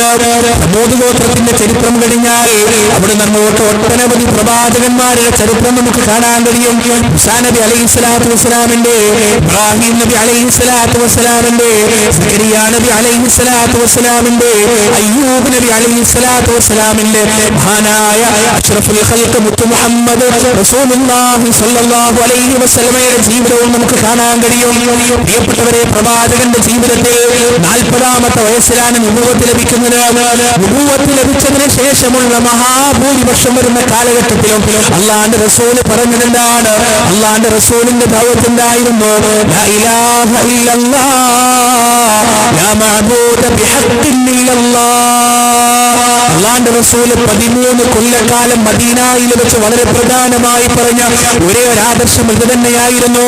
എന്റെ പ്രിയപ്പെട്ടവരെ, പ്രവാചകൻ മക്കയിലേക്ക് വരുമ്പോൾ അവർ മുഴുക്കുടിയന്മാരായിരുന്നു, കള്ളുകുടിയന്മാരായിരുന്നു, വ്യഭിചാരികളായിരുന്നു, കൊള്ളക്കാരായിരുന്നു, അക്കുംപാത്തിലുമില്ലാത്തവരായിരുന്നു, അനാവശ്യമായ കാര്യത്തിന് യുദ്ധം ചെയ്യുന്നവരായിരുന്നു, ധാർമ്മിക ബോധമില്ലാത്തവരായിരുന്നു. ഈ അവസ്ഥകളെല്ലാം ഉണ്ടായിട്ടും അല്ലാഹുവിന്റെ റസൂൽ മക്കാ മുശ്രിക്കുകളോട് ആദ്യമായി പറഞ്ഞ വിഷയം എന്താണ്? അവർക്ക് പഠിപ്പിച്ചു കൊടുത്ത ആദ്യത്തെ ആശയവും ആദർശവും എന്താണ്? അത് ഖൗലു ലാ ഇലാഹ ഇല്ലല്ലാഹ്. അത് ലാ ഇലാഹ ഇല്ലല്ലാഹ് എന്ന വാക്കാണ്, വചനമാണ്. അല്ലാഹു അതാ പ്രഖ്യാപിക്കുകയാണ്, നബിയെ, നിന്റെ അടുത്ത ആളുകൾക്ക് പരസ്യമായി മുന്നറിയിപ്പ് നൽകുക, പരസ്യ പ്രബോധനം ചെയ്യുക എന്ന അല്ലാഹുവിന്റെ കൽപ്പന വന്നപ്പോ സഫാ കുന്നിന്റെ മുകളിലേക്ക് കയറിക്കൊണ്ട് അല്ലാഹുവിന്റെ റസൂൽ വിളിക്കുകയാണ്, അല്ലയോ ഹാഷിം കുടുംബമേ, അല്ലയോ ഹാഷിം കുടുംബമേ, നിങ്ങൾ വരിക. അവിടെ പഠിച്ചുകൂടുകയാണ് കൂട്ടത്തെ. പ്രവാചകന്റെ മൂത്താപ്പമാരുണ്ട്, എളാപ്പമാരുണ്ട്, മച്ചുനന്മാരുണ്ട്, അനുജന്മാരുണ്ട്, ജ്യേഷ്ഠന്മാരുണ്ട്, കുടുംബാംഗങ്ങളുണ്ട്, തറവാട്ടുകാരുണ്ട്, എല്ലാവരും ഉണ്ട്. അവരോടായി പ്രവാചകൻ ചോദിക്കുകയാണ്, എന്നെ നിങ്ങൾ അവിശ്വസിക്കുമോ? എന്നെ നിങ്ങൾ അവിശ്വസിക്കുമോ? അവരെല്ലാവരും ഒരുപോലെ പറഞ്ഞ മറുപടി എന്താണ്? മുഹമ്മദേ, എങ്ങനെയാണ് അങ്ങേനെ നിന്നെ ഞങ്ങൾ അവിശ്വസിക്കുക? നീ ഇന്നുവരെ ഒരു കളവും പറഞ്ഞിട്ടില്ല, നീ അസത്യമായതൊന്നും പറഞ്ഞിട്ടില്ല, നീ ആരെയും വഞ്ചിച്ചതായി ഞങ്ങൾക്കറിയില്ല. അതുകൊണ്ടാണ് ഈ മക്കാ നാട് മുഴുവൻ ഒത്തൊരുമിച്ച് നിന്നെ അൽ അമീൻ എന്ന് വിളിക്കുന്നത്. നീ പുതിയൊരു മതം കൊണ്ടുവന്നിട്ടും ഞങ്ങളുടെ അമാനത്തുകൾ ഞങ്ങൾ നിന്നെ വിശ്വസിച്ചേൽപ്പിക്കുന്നത് നീ വിശ്വസ്തനായത് കൊണ്ടാണ്, നീ കളവ് പറയാത്തവനായത് കൊണ്ടാണെന്ന് ആളുകൾ മുഴുവൻ പ്രതികരിക്കുകയാണ്. ആ സമയത്ത് പ്രിയപ്പെട്ടവരെ, റസൂലുള്ളാഹി സ്വല്ലല്ലാഹു അലൈഹി വസല്ലം പ്രഖ്യാപിക്കുകയാണ്, ഏറ്റവും വലിയ സത്യം പറയുകയാണ്. എന്താണത്? നിങ്ങൾ എന്നെ വിശ്വസിക്കുന്ന സത്യം പോലെ, എന്റെ സത്യസന്ധതയെ നിങ്ങൾ പരിഗണിക്കുന്നത് പോലെ ഒരു കാര്യത്തെ കൂടി നിങ്ങൾ പരിഗണിക്കണം. എന്താണത്? നിങ്ങൾ കഅബാലയത്തിന്റെ അകത്ത് പ്രതിഷ്ഠിച്ച 360 പരം വരുന്ന വിഗ്രഹങ്ങളെല്ലാം ബലാലത്താണ്, അതെല്ലാം വഴികേടാണ്, അതെല്ലാം ദുർമാർഗത്തിൽപ്പെട്ടതാണ്. അതുകൊണ്ട് അതെല്ലാം ഒഴിവാക്കിക്കൊണ്ട് അല്ലാഹുവിലേക്ക് മാത്രം നിങ്ങൾ തിരിയണമെന്ന് അല്ലാഹുവിന്റെ റസൂൽ പറഞ്ഞപ്പോ വല്ലാത്തൊരു നിശബ്ദതയാണ്. ആർക്കും പ്രതികരിക്കാൻ കഴിയുന്നില്ല. റസൂലുള്ളാഹിനെ എതിർക്കാനുള്ള മനസ്സൊരാൾക്കും തന്നെയില്ല. ആ അപങ്കുരമായ നിശബ്ദതയെ ഭേദിച്ചുകൊണ്ട് അബൂ ലഹബിന്റെ ശബ്ദമതാ പുറത്തേക്ക് വരികയാണ്. തബ്ബല്ലക യാ മുഹമ്മദ് അലിഹാദാ ജമഅതനാ. തബ്ബൽ ലക യാ മുഹമ്മദ് അലിഹാദാ ജമഅതനാ. മുഹമ്മദേ നിനക്ക് നാശം, ഇതിനു വേണ്ടിയാണോ നീ ഞങ്ങളെ ഒരുമിച്ച് കൂട്ടിയത്, ഇതിനു വേണ്ടിയാണോ നീ ഞങ്ങളെ വിളിച്ചത് എന്ന് അബൂ ലഹബ് നിശബ്ദതയെ കീറിമുറിച്ചുകൊണ്ട് അല്ലാഹുവിന്റെ റസൂലിന് നേരെയുള്ള ആദ്യത്തെ കളിയാക്കലിന്റെ ആദ്യത്തെ പരിഹാസത്തിന്റെ വചനം ഉരുവിടുകയാണ്. അതിന് മറുപടി പറഞ്ഞതാരാണ്?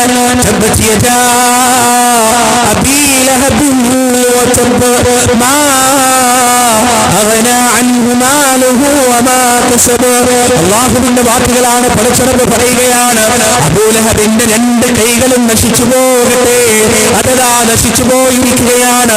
അവൻ സമ്പാദിച്ച സമ്പാദ്യങ്ങളൊന്നും ഈ ദുനിയാവിലും നാളെ പരലോകത്തും അവന് ഉപകാരപ്പെടുകയില്ല. പ്രിയപ്പെട്ടവരെ, ഖുർആനിന്റെ വലിയൊരു മോചനം എന്താണെന്ന് നിങ്ങൾക്കറിയുമോ? ഈ വചനം അവതരിച്ചതിന് ശേഷം എത്രയോ കാലം അബൂ ലഹബ് ജീവിച്ചിരുന്നു. വീണ്ടും ഒരുപാട് വർഷങ്ങൾ അബൂ ലഹബ് ജീവിച്ചിരുന്നു. ബദറിന് ശേഷവും അബൂ ലഹബ് ജീവിച്ചിരുന്നു. അബൂ ലഹബ് ഒന്ന് ചിന്തിക്കുകയാണ്, മുഹമ്മദിന്റെ മതം കളവാണെന്ന് തെളിയിക്കാൻ, മുഹമ്മദ് പറയുന്നത് സത്യമല്ലെന്ന് തെളിയിക്കാൻ ഞാനൊന്ന് ഇസ്ലാം സ്വീകരിച്ചാൽ മതിയല്ലോ, ഞാനൊന്ന് മുസ്ലിമായാൽ മതിയല്ലോ. അങ്ങനെയാണെങ്കിൽ ഖുർആനിലെ ഈ ആയത്ത് എന്ത് ചെയ്യും, ഖുർആനിലെ ഈ വചനം എന്ത് ചെയ്യുമെന്ന് അബൂ ലഹബ് ചിന്തിച്ചില്ല. അവൻ മാറിയില്ല എന്ന് മാത്രമല്ല, പടച്ചറബ് പറഞ്ഞ മാ അഗ്നാ അൻഹു മാലുഹു വമാ കസബ. സുബ്ഹാനല്ലാഹ്. അള്ളാഹു പറഞ്ഞത് എന്താണ്? അവന്റെ പണമോ അവന്റെ സമ്പാദ്യമോ ഈ ലോകത്തോ നാളെ പരലോകത്തോ അവന് ഉപകാരപ്പെടുകയില്ല. അതുപോലെ തന്നെ പുഴുത്തുനാറി, ശരീരം മുഴുവൻ പുഴുത്തുനാറി, പുഴുക്കൾ വന്ന് വ്രണം ബാധിച്ച് ആരാലും പരിഗണിക്കപ്പെടാതെ, ആരാലും മൈൻഡ് ചെയ്യപ്പെടാതെ മക്കയുടെ പിറകുഭാഗത്തുള്ള ഒരു മുട്ടക്കുന്നിന്റെ മുകളിൽ ഒരു കൊട്ടക്കിണറ്റിലേക്ക് തള്ളിയിടുകയാണ് ചെയ്തത് അബൂജഹലിനെ. അബൂജഹലിന്റെ മരണം ആ വിധത്തിലുള്ളതായിരുന്നു. അബൂ ലഹബിന്റെ മരണം ആ വിധത്തിലുള്ളതായിരുന്നു. എന്റെ പ്രിയപ്പെട്ടവരെ, അബൂ ലഹബ് എന്ന് പറയുന്നത് ഇസ്ലാമിന്റെ മുഖ്യ ശത്രുവായ, ഇസ്ലാമിന്റെ ആജന്മ ശത്രുവായ അബൂ ലഹബ് എന്ന് പറയുന്നത് വലിയ ദൃഷ്ടാന്തമാണ്, വലിയ അത്ഭുതമാണ്. അവന്റെ പണമോ അവന്റെ സൗന്ദര്യമോ അവന്റെ അധികാരമോ അവന്റെ സ്വാധീനമോ ഒരു തരത്തിലും അവന് ഉപകാരപ്പെട്ടിട്ടില്ല. മാത്രമല്ല ഒരാളും അവനെ തിരിഞ്ഞു നോക്കിയിട്ടുമില്ല. അവിടുന്ന് അങ്ങോട്ടാണ് അല്ലാഹുവിന്റെ റസൂലിന്റെ ഈ സംസാരത്തിന് ശേഷമാണ് അല്ലാഹുവിന്റെ റസൂലിന്റെ ദഅവത്ത് തുടങ്ങുന്നത്. പ്രവാചകന്റെ അരികിലേക്ക്, അർത്ഥമിന്റെ വീട്ടിലേക്ക് അടിമകളായ ആളുകൾ വരികയാണ്. അശരണരായ പാവപ്പെട്ട അന്നത്തിന് വകയില്ലാത്ത സ്വഹാബികളാണ് ആദ്യമായി റസൂലിന്റെ മുന്നിലേക്ക് വരുന്നത്. അതിൽപ്പെട്ടയാളാണ് ബിലാൽ റളിയല്ലാഹു അൻഹു, അതിൽപ്പെട്ട ആളാണ് അമ്മാർ ഇബ്നു യാസിർ, അതിൽപ്പെട്ടയാളാണ് ഖബ്ബാബ് റളിയല്ലാഹു അൻഹു, അതിൽപ്പെട്ടവരാണ് സുമയ്യ റളിയല്ലാഹു അൻഹാ. ഇങ്ങനെ അടിമകളിൽപ്പെട്ട സ്വഹാബികളതാ റസൂലുള്ളാഹിന്റെ മുന്നിലേക്ക് തടിച്ചുകൂടുകയാണ്. ഖുറൈശികളിൽപ്പെട്ട ആളുകൾ ഇസ്ലാം സ്വീകരിച്ചതുപോലെയല്ല, അടിമകളായ ആളുകൾ ഇസ്ലാം സ്വീകരിച്ചത് കാരണം എന്തെന്നില്ലാത്ത പീഡനങ്ങളും എന്തെന്നില്ലാത്ത പ്രയാസങ്ങളും ആ മക്കയുടെ മണലാരണ്യത്തിൽ അവർ അനുഭവിക്കേണ്ടി വന്നു എന്നതാണ്. മഹാനായ ബിലാൽ റളിയല്ലാഹു അൻഹു അനുഭവിച്ച വേദന എന്താണെന്ന് നമുക്ക് കൃത്യമായി അറിയാം. അദ്ദേഹത്തിന്റെ നെഞ്ചത്തേക്ക് ഭാരമുള്ള പാറക്കല്ല് കയറ്റി വെക്കുകയാണ്. ആ പാറക്കല്ലിന്റെ ഭാരം കാരണം ശ്വാസം കഴിക്കാൻ കഴിയാതെ, ശ്വാസമെടുക്കാൻ കഴിയാതെ ബിലാൽ റളിയല്ലാഹു അൻഹു ബുദ്ധിമുട്ടിയതായി ചരിത്രത്തിൽ നമുക്ക് വായിച്ചെടുക്കാൻ കഴിയും. അതുപോലെ തന്നെ രാവിലെ തന്നെ ഉമയ്യ ഇബ്നു ഖലഫ ബിലാലിനെ ചങ്ങലക്കിട്ട് കൊണ്ടുവരികയാണ്. മൃഗങ്ങളെ കൊണ്ടുവരുന്നത് പോലെ കഴുത്തിലേക്ക് ചങ്ങല അണിയിച്ചുകൊണ്ട് പ്രത്യേക ശബ്ദമുണ്ടാക്കിക്കൊണ്ട് ബിലാലിനെ പീഡന കേന്ദ്രത്തിലേക്ക് കൊണ്ടുവരികയാണ്. എന്നിട്ട് മരുഭൂമിയുടെ ചുട്ടുകൊള്ളുന്ന ആ ഭൂമിയിൽ അങ്ങനെ കിടക്കുകയാണ്. എന്നിട്ട് തന്റെ കയ്യിലുള്ള ചാട്ടവാറ് കൊണ്ട് ശരീരം മുഴുവൻ അടിച്ചു വേദനിപ്പിക്കുകയാണ്. ശരീരം മുഴുവൻ അത് അടിച്ച് വ്രണപ്പെടുത്തുകയാണ്. ഒരു ദിവസം രാവിലെ മുതൽ വൈകുന്നേരം വരെ തുല്യതയില്ലാത്ത പീഡനം അനുഭവിച്ച് പ്രയാസം അനുഭവിച്ചുകൊണ്ട് ദാഹിച്ചു വലഞ്ഞ് ഈ ആളുകളോട് ബിലാൽ റളിയല്ലാഹു അൻഹു പറയുകയാണ്, എനിക്ക് ദാഹിക്കുന്നു, എന്റെ ഞരമ്പുകൾ ഉണങ്ങിപ്പോകുന്നു, എന്റെ തൊണ്ട വെറ്റുന്നു, ഞാൻ എന്റെ കണ്ണിൽ എന്റെ മരണം കാണുകയാണ്, എനിക്ക് കുറച്ച് വെള്ളം തരുമോ എന്ന് ആ പാവപ്പെട്ട മനുഷ്യൻ ബിലാൽ റളിയല്ലാഹു അൻഹു കേണുകരഞ്ഞപ്പോ അദ്ദേഹത്തിന്റെ വായിലേക്ക് അബൂജഹൽ എന്ന് പറയുന്ന ചെമ്മാടിയായ ഇസ്ലാമിന്റെ ശത്രുവായ മനുഷ്യനല്ല റളിയല്ലാഹു അൻഹുവിന്റെ വായക്കുള്ളിലേക്ക് കാർത്തിച്ചു തുപ്പുകയാണ്. എത്രത്തോളം പീഡനമാണ് പ്രിയപ്പെട്ടവരെ! പീഡനപർവങ്ങളുടെ വിശദീകരിക്കാൻ സാധിക്കാത്ത, വിവരിക്കാൻ സാധിക്കാത്ത അത്രയും വലിയ മഹാ അനുഭവങ്ങളുമായിട്ടാണ് മഹാനായ ബിലാൽ റളിയല്ലാഹു അൻഹു ഈ സന്ദേശം നെഞ്ചിലേറ്റിയത്, ഈ സന്ദേശം പ്രചരിപ്പിച്ചത്. എന്നാൽ നിങ്ങൾക്കറിയുമോ, ശ്വാസമെടുക്കാൻ കഴിയാതെ ചെങ്കല്ലുകൾ, കരിങ്കല്ലുകൾ നെഞ്ചിന് മുകളിൽ നിൽക്കുന്ന സമയത്തും ചാട്ടവാറുകൊണ്ട് ഇടതടമില്ലാതെ അടികൊള്ളുന്ന സമയത്തും ആ കറുത്ത മനുഷ്യന്റെ വായിൽ നിന്ന് പുറത്തേക്ക് വന്ന ഒരേ ഒരു വചനം എന്താണെന്നറിയുമോ? അഹദുൻ അഹദ്, അഹദുൻ അഹദ്. അല്ലാഹു ഒരുവനാണ്, അല്ലാഹു ഒരുവനാണ്. അല്ലാഹുവിന്റെ ഏകത്വത്തിൽ യാതൊരു വിട്ടുവീഴ്ചയുമില്ല. അല്ലാഹുവിന്റെ ഏകത്വത്തെ മാറ്റി പറയുന്ന പ്രശ്നമില്ല. റളിയല്ലാഹു അൻഹുവിന്റെ ഉറച്ച വാക്കുകളാണ് പ്രിയപ്പെട്ടവരെ. മഹാനായ ഖബ്ബാബ് റളിയല്ലാഹു അൻഹു, ഉമർ റളിയല്ലാഹു അൻഹു രാജ്യം ഭരിക്കുന്ന കാലഘട്ടം. ഖബ്ബാബ് റളിയല്ലാഹു അൻഹു വന്നു കഴിഞ്ഞാൽ ഉമർ റളിയല്ലാഹു അൻഹു തന്റെ ഇരിപ്പിടത്തിൽ നിന്ന് എഴുന്നേൽക്കുമായിരുന്നു. എന്നിട്ട് ഖബ്ബാബിനെ അവിടെ പിടിച്ചിരുത്തുമായിരുന്നു. എന്നിട്ട് അദ്ദേഹത്തോട് പറയുമായിരുന്നു, ഖബ്ബാബ്, അങ്ങക്ക് വേണ്ടിയല്ലാതെ മറ്റൊരാൾക്ക് വേണ്ടിയും ഉമർ വിരിപ്പെഴുന്നേറ്റ് തരില്ല, ഇരിപ്പിടം എഴുന്നേറ്റ് തരില്ല. കാരണം എന്താണെന്നറിയുമോ? ഖബ്ബാബിന്റെ വസ്ത്രമൊന്ന് പൊക്കി നോക്കിയാൽ ആ പുറംഭാഗത്ത് ഒരു ചാണു സ്ഥലം പോലും ബാക്കിയില്ല. തീപ്പൊള്ളലിന്റെ അടയാളമില്ലാതെ, തീപ്പൊള്ളലിന്റെ അടയാളമില്ലാതെ. എങ്ങനെയാണത്? ഖബ്ബാബ് ഒരു കൊല്ലപ്പണിക്കാരനായ അടിമയാണ്. അദ്ദേഹം ഇസ്ലാം സ്വീകരിച്ചു. അദ്ദേഹത്തിന്റെ യജമാനത്തി ഒരു പെണ്ണാണ്. രാവിലെ തന്നെ ഖബ്ബാബിനെ ആലയിലേക്ക് പറഞ്ഞേക്കും, കൊല്ലന്റെ ആലയിലേക്ക് ഇരുമ്പ് പഴിപ്പിച്ചിട്ട് അതും കൊണ്ട് വാളും പരിചയമെല്ലാം ഉണ്ടാക്കാൻ. ഖബ്ബാബ് റളിയല്ലാഹു അൻഹു തന്റെ ജോലിയിൽ ഇങ്ങനെ ഏർപ്പെടുന്ന സമയം യജമാനത്തി വരും. അദ്ദേഹം വസ്ത്രം ധരിച്ചിട്ടുണ്ടാവില്ല. ചുട്ടുപഴുപ്പിച്ചു വെച്ച ഇരുമ്പെടുത്തിട്ട് ഖബ്ബാബിന്റെ പുറത്തേക്ക് വെക്കുകയാണ്. ആ ഇരുമ്പിന്റെ പഴുത്ത ഇരുമ്പിന്റെ ചൂടുള്ള ഇരുമ്പിങ്ങോട്ട് പുറത്തേക്ക് എടുക്കുമ്പോ ആ പാപം മനുഷ്യന്റെ രക്തവും മാംസവും ആ ഇരുമ്പിൽ പറ്റിപ്പിടിച്ചിട്ടുണ്ടാവും. ആ ഇരുമ്പിന്റെ ദണ്ടിൽ പറ്റിപ്പിടിച്ചിട്ടുണ്ടാവും. വേദനയോടെ കരയുമ്പോ അടുത്ത ഇരുമ്പിന്റെ ദണ്ടെടുത്ത് ഖബ്ബാബിന്റെ പുറത്തേക്ക് വെക്കും. ശരീരം മുഴുവൻ പാടുകളാണ്. ഖബ്ബാബ് നിസ്കരിക്കാൻ വരിക കുപ്പായമിടാതെയാണ്. കാരണം കുപ്പായമിടാൻ കഴിയില്ല, വസ്ത്രം ധരിക്കാൻ കഴിയില്ല. പുറം മുഴുവൻ പാടുകളാണ്.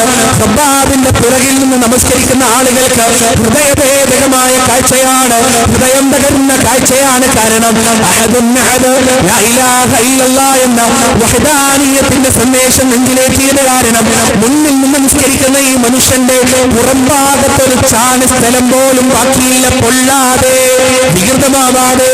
അതുകൊണ്ടാണ് ഖത്താബ് റളിയല്ലാഹു അൻഹു ഖബ്ബാബിനെ കാണുമ്പോൾ എഴുന്നേറ്റ് നിന്നത്. അവിടെയും തീർന്നില്ലെന്ന് പ്രിയപ്പെട്ടവരെ. മഹാനായ അമ്മാർ റളിയല്ലാഹു അൻഹു, അമ്മാർ ഇബ്നു യാസിർ, യാസിറിന്റെ കുടുംബം അല്ലാഹുവിന്റെ റസൂൽ പറഞ്ഞതെന്താണ്? യാസിറിന്റെ കുടുംബമേ നിങ്ങൾ ക്ഷമിക്കുക. ഫഇന്ന മൗഇദുകുമുൽ ജന്ന, നിങ്ങളുടെ വാഗ്ദാനം സ്വർഗ്ഗമാണ്. കാരണം എന്താണ്? ബിലാലിനെ പോലെയും ഖബ്ബാബിനെ പോലെയും ഒറ്റക്കൊറ്റക്കല്ല അവർ ആക്രമിക്കപ്പെട്ടത്. അതൊരു അടിമ കുടുംബമായിരുന്നു. യാസിർ അടിമയാണ്, സുമയ്യ അടിമയാണ്, അവർക്കുണ്ടായ മകനാണ് അമ്മാർ, അദ്ദേഹവും അടിമയാണ്. ആ കുടുംബം മുഴുവൻ അടിമകളാണ്. ഈ കുടുംബത്തെ ആക്രമിച്ച രീതി എന്താണെന്ന് നിങ്ങൾക്കറിയുമോ പ്രിയപ്പെട്ടവരെ?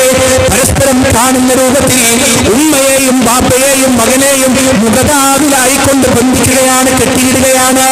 എന്നിട്ട് സ്വന്തം മകന്റെ മുന്നിൽ വെച്ച് മാതാവിനെ അതിക്രൂരമായി പീഡിപ്പിക്കുകയാണ്, അതിക്രൂരമായി പ്രഹരിക്കുകയാണ്, അതിഭയാനകമായ പീഡനങ്ങൾ ഏൽപ്പിക്കുകയാണ്. ആലോചിക്കുന്നു ആ വേദനയുടെ ആഴമെത്രയാണെന്ന്. എന്റെയും നിങ്ങളുടെയും മുന്നിൽ വെച്ച് നമ്മുടെ മാതാവിന്റെ രോമത്തിന് പരിക്കേൽപ്പിച്ചാൽ ക്ഷമിക്കാൻ നമ്മളെ കൊണ്ട് കഴിയുമോ പ്രിയപ്പെട്ടവരെ? അടങ്ങിയിരിക്കാൻ നമ്മളെ കൊണ്ട് കഴിയുമോ? എത്ര ബലഹീനനായ മനുഷ്യനാണെങ്കിലും ചീത്തപ്പുലിയെ പോലെ പ്രതികരിക്കുന്ന ഒരു സന്ദർഭമുണ്ടെങ്കിൽ നമ്മുടെ മാതാക്കൾ ആക്രമിക്കപ്പെടുന്ന സമയമാണ്. സ്വന്തം ജീവൻ പണയം വെച്ചും നമ്മുടെ ഉമ്മാന്റെ രക്ഷയ്ക്ക് ഞങ്ങൾ നമ്മൾ എത്തുമെന്ന കാര്യത്തിൽ യാതൊരു സംശയവുമില്ല. എന്നാൽ ഈ അമ്മാറിനും തന്റെ ഉമ്മാന്റെ മുന്നിൽ രക്ഷാകവചമായി നിൽക്കണമെന്ന് ആഗ്രഹമുണ്ട്. പക്ഷേ അദ്ദേഹത്തിന് കൈകളനക്കാൻ കഴിയില്ല, കാലുകളനക്കാൻ കഴിയില്ല. ശക്തമായ കയറുകളും ചങ്ങലകളുമായി അദ്ദേഹത്തിന്റെ കൈകളെ ബന്ധിച്ചിരിക്കുകയാണ്, കാലുകളെ ബന്ധിച്ചിരിക്കുകയാണ്.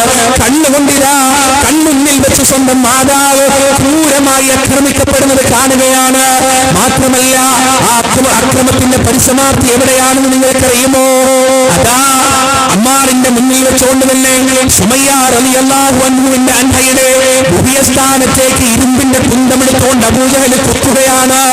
ആ ഇരുമ്പിന്റെ കുന്തം ഉഭയസ്ഥാനത്തൂടെ പ്രവേശിച്ച് മർമ്മത്ത് കൊണ്ടുകൊണ്ട് സ്വന്തം ഭർത്താവിന്റെ മുന്നിൽ, സ്വന്തം മകന്റെ മുന്നിൽ ആ മാതാവ് പിടഞ്ഞു മരിക്കുന്ന കാഴ്ച കാണേണ്ടി വന്നവരാണ് യാസിറിന്റെ കുടുംബം.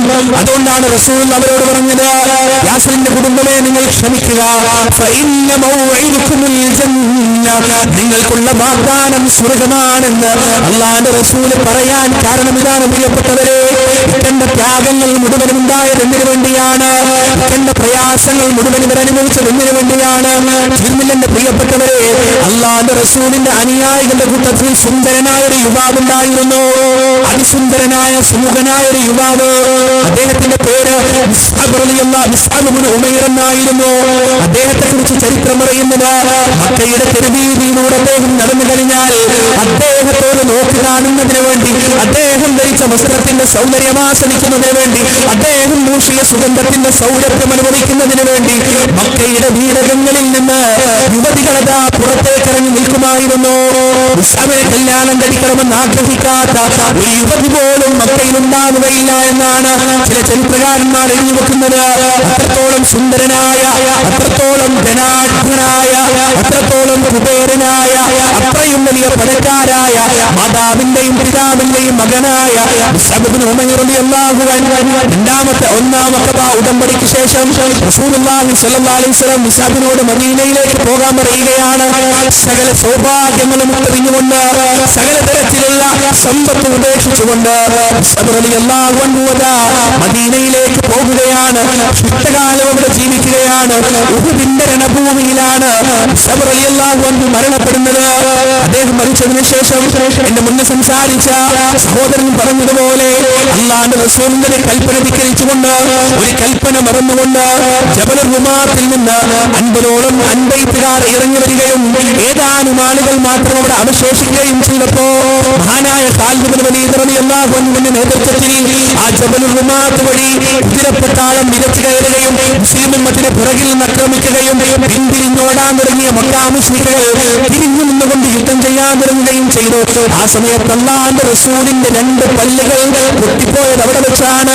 പ്രവാചകന്റെ പടച്ചട്ടയുടെ ആണി റസൂലിന്റെ മുഖത്തേക്ക് തുളച്ചു കയറിയത് അവിടെ വെച്ചാണ്.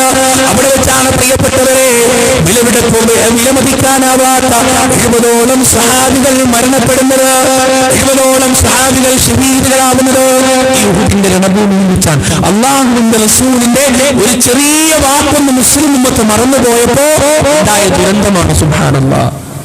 ആ സമയം ഈ ഉഹുദ് യുദ്ധമൊക്കെ കഴിഞ്ഞ് മുസ്ലിങ്ങൾ പിന്തിരിഞ്ഞു പോയി. ഉഹുദ് യുദ്ധത്തിൽ മുസ്ലിങ്ങൾ പരാജയപ്പെട്ടു എന്നത് ശരിയാണ്. പക്ഷേ മുശ്രിക്കുകൾ വിജയിച്ചു എന്ന് പറയാൻ പറ്റൂല. നമ്മൾ പല ആളുകളും പറയുന്നൊരു വിഷയമാണ്, മുശ്രിക്കുകൾ ജയിച്ചു, മുസ്ലിങ്ങൾ തോറ്റു. അല്ല, മുസ്ലിങ്ങളും ജയിച്ചില്ല, മുശ്രിക്കുകളും ജയിച്ചില്ല. കൂടുതൽ നാശനഷ്ടങ്ങൾ മുസ്ലിം ഉമ്മത്തിനുണ്ടായി. കാരണം അബൂ സുഫിയാന്റെ നേതൃത്വത്തിലുള്ള ഉഹുദ് സൈന്യം മക്കയിൽ നിന്ന് പുറപ്പെട്ടത് എന്തിനാണ്? ഒന്ന്, ബദറിന്റെ പകരം വീട്ടാൻ, 2 മദീനയെ നശിപ്പിക്കാൻ. ബദറിന്റെ പകരം വീട്ടാൻ, 2 മദീനയെ നശിപ്പിക്കാൻ. മദീനയെ നശിപ്പിക്കാൻ അവർക്ക് പറ്റിയോ? ഇല്ല. മദീനയെ തൊടാൻ പറ്റിയിട്ടില്ല അവർക്ക്. മദീനയിലേക്ക് അവർ കയറിട്ട് പോയില്ല. അതുകൊണ്ട് ഉഹുദ് യുദ്ധത്തെ മുസ്ലിങ്ങൾ വിജയിച്ചു എന്ന് പറയുന്നത് ശരിയല്ല. കൂടുതൽ മുസ്ലിങ്ങൾക്ക് നാശനഷ്ടങ്ങൾ ഉണ്ടാക്കാൻ അവരെ കൊണ്ട് സാധിച്ചു എന്നതാണ്. അവർ മക്കയിലേക്ക് തന്നെ തിരിച്ചുപോയി. റസൂലുള്ളാഹി സ്വല്ലല്ലാഹു അലൈഹി വസല്ലമയും സഹാബത്തും മരണപ്പെട്ടു പോയ ഉഹുദിലെ ശുഹദാക്കളുടെ മയ്യിത്തുകൾ ഇങ്ങനെ പരിശോധിക്കാൻ. ആ സമയം നമ്മൾ ഒരുപാട് നമ്മൾ കേട്ട ചരിത്രമാണ്. ഹംസത്ത് ഇബ്നു അബ്ദുൽ മുത്തലിബ് റളിയല്ലാഹു അൻഹുവിന്റെ ശരീരം ഉണ്ടായിരുന്ന രൂപം എങ്ങനെയാണ്? ഉഹുദിലേക്ക് പോയി കഴിഞ്ഞാൽ ഉഹുദ് വലിയ പർവ്വതമാണ്. മദീന പള്ളിയിൽ നിങ്ങൾ പുറത്തേക്ക് നമ്മൾ വരുമ്പോ തന്നെ മുന്നിൽ ഉഹുദ് കാണാം. മദീന പള്ളിയുടെ പല വാതിലുകൾ നമ്മളിങ്ങനെ പുറത്തേക്ക് ഇറങ്ങുമ്പോൾ ഉഹുദ് ഇങ്ങനെ കാണാൻ പറ്റും. റസൂലുള്ളാഹി സ്വല്ലല്ലാഹു അലൈഹി വസല്ലം ഉഹുദിനെ കുറിച്ച് പറഞ്ഞത് എന്താണ്? നമ്മൾ അതിനെ സ്നേഹിക്കുന്നു, ആ പർവ്വതം നമ്മളെയും സ്നേഹിക്കുന്നു എന്നാണ് റസൂലുള്ളാഹി സ്വല്ലല്ലാഹു അലൈഹി വസല്ലം പറഞ്ഞത്. ആ ഉഹുദിന്റെ താഴ്വരയിലാണ് ഉഹുദിലെ ശുഹദാക്കൾ മുഴുവനും കിടക്കുന്നത്. അതിൽ പ്രത്യേകമായി നമുക്ക് കാണാൻ കഴിയുക അബ്ദുല്ലാഹ് ഇബ്നു ജഹ്ഷ്, അതുപോലെ തന്നെ മുസ്അബ് ഇബ്നു ഉമൈർ, ഹംസത്ത് ഇബ്നു അബ്ദുൽ മുത്തലിബ് റളിയല്ലാഹു അൻഹു. ഈ 3 ആളുകളുടെ ഖബറുകൾ പ്രത്യേകമായി കെട്ടിപ്പൊക്കിയിട്ടൊന്നുമില്ല. ആ എവിടെയാണെന്ന് നമുക്ക് തിരിച്ചറിയാൻ പറ്റും. സുബ്ഹാനല്ലാഹ്. ഈ മയ്യത്തുകൾ ഇങ്ങനെ പരിശോധിച്ച് ഹംസത്ത് ഇബ്നു അബ്ദുൽ മുത്തലിബ് റളിയല്ലാഹു അൻഹു എന്ന മയ്യത്തുകൾ ഇങ്ങനെ പരിശോധിച്ച് വിചിത്രമായ രൂപത്തിലുള്ള മയ്യത്തുകളാണ്. എല്ലാ മയ്യത്തുകളും തുണി കൊണ്ട് ഇങ്ങനെ മൂടിയിട്ടുണ്ട്. എല്ലാ മയ്യത്തും തുണി കൊണ്ട് മൂടിയിട്ടുണ്ട്.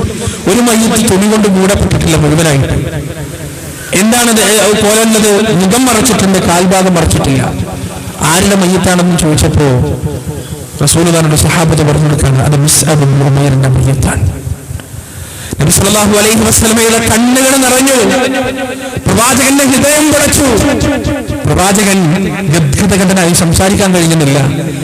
അവസാനം റസൂലുള്ളാഹി സ്വല്ലല്ലാഹു അലൈഹി വസല്ലം പറഞ്ഞു, മുഖം മറച്ച് കഫൻ ചെയ്തിട്ട് കാൽഭാഗം പുല്ലുകൊണ്ട് മറച്ചിട്ട് മുസ്അബിനെ ഖബറിലേക്ക് വെക്കുന്ന റസൂലുള്ളാഹി സ്വല്ലല്ലാഹു അലൈഹി വസല്ലം പറഞ്ഞു.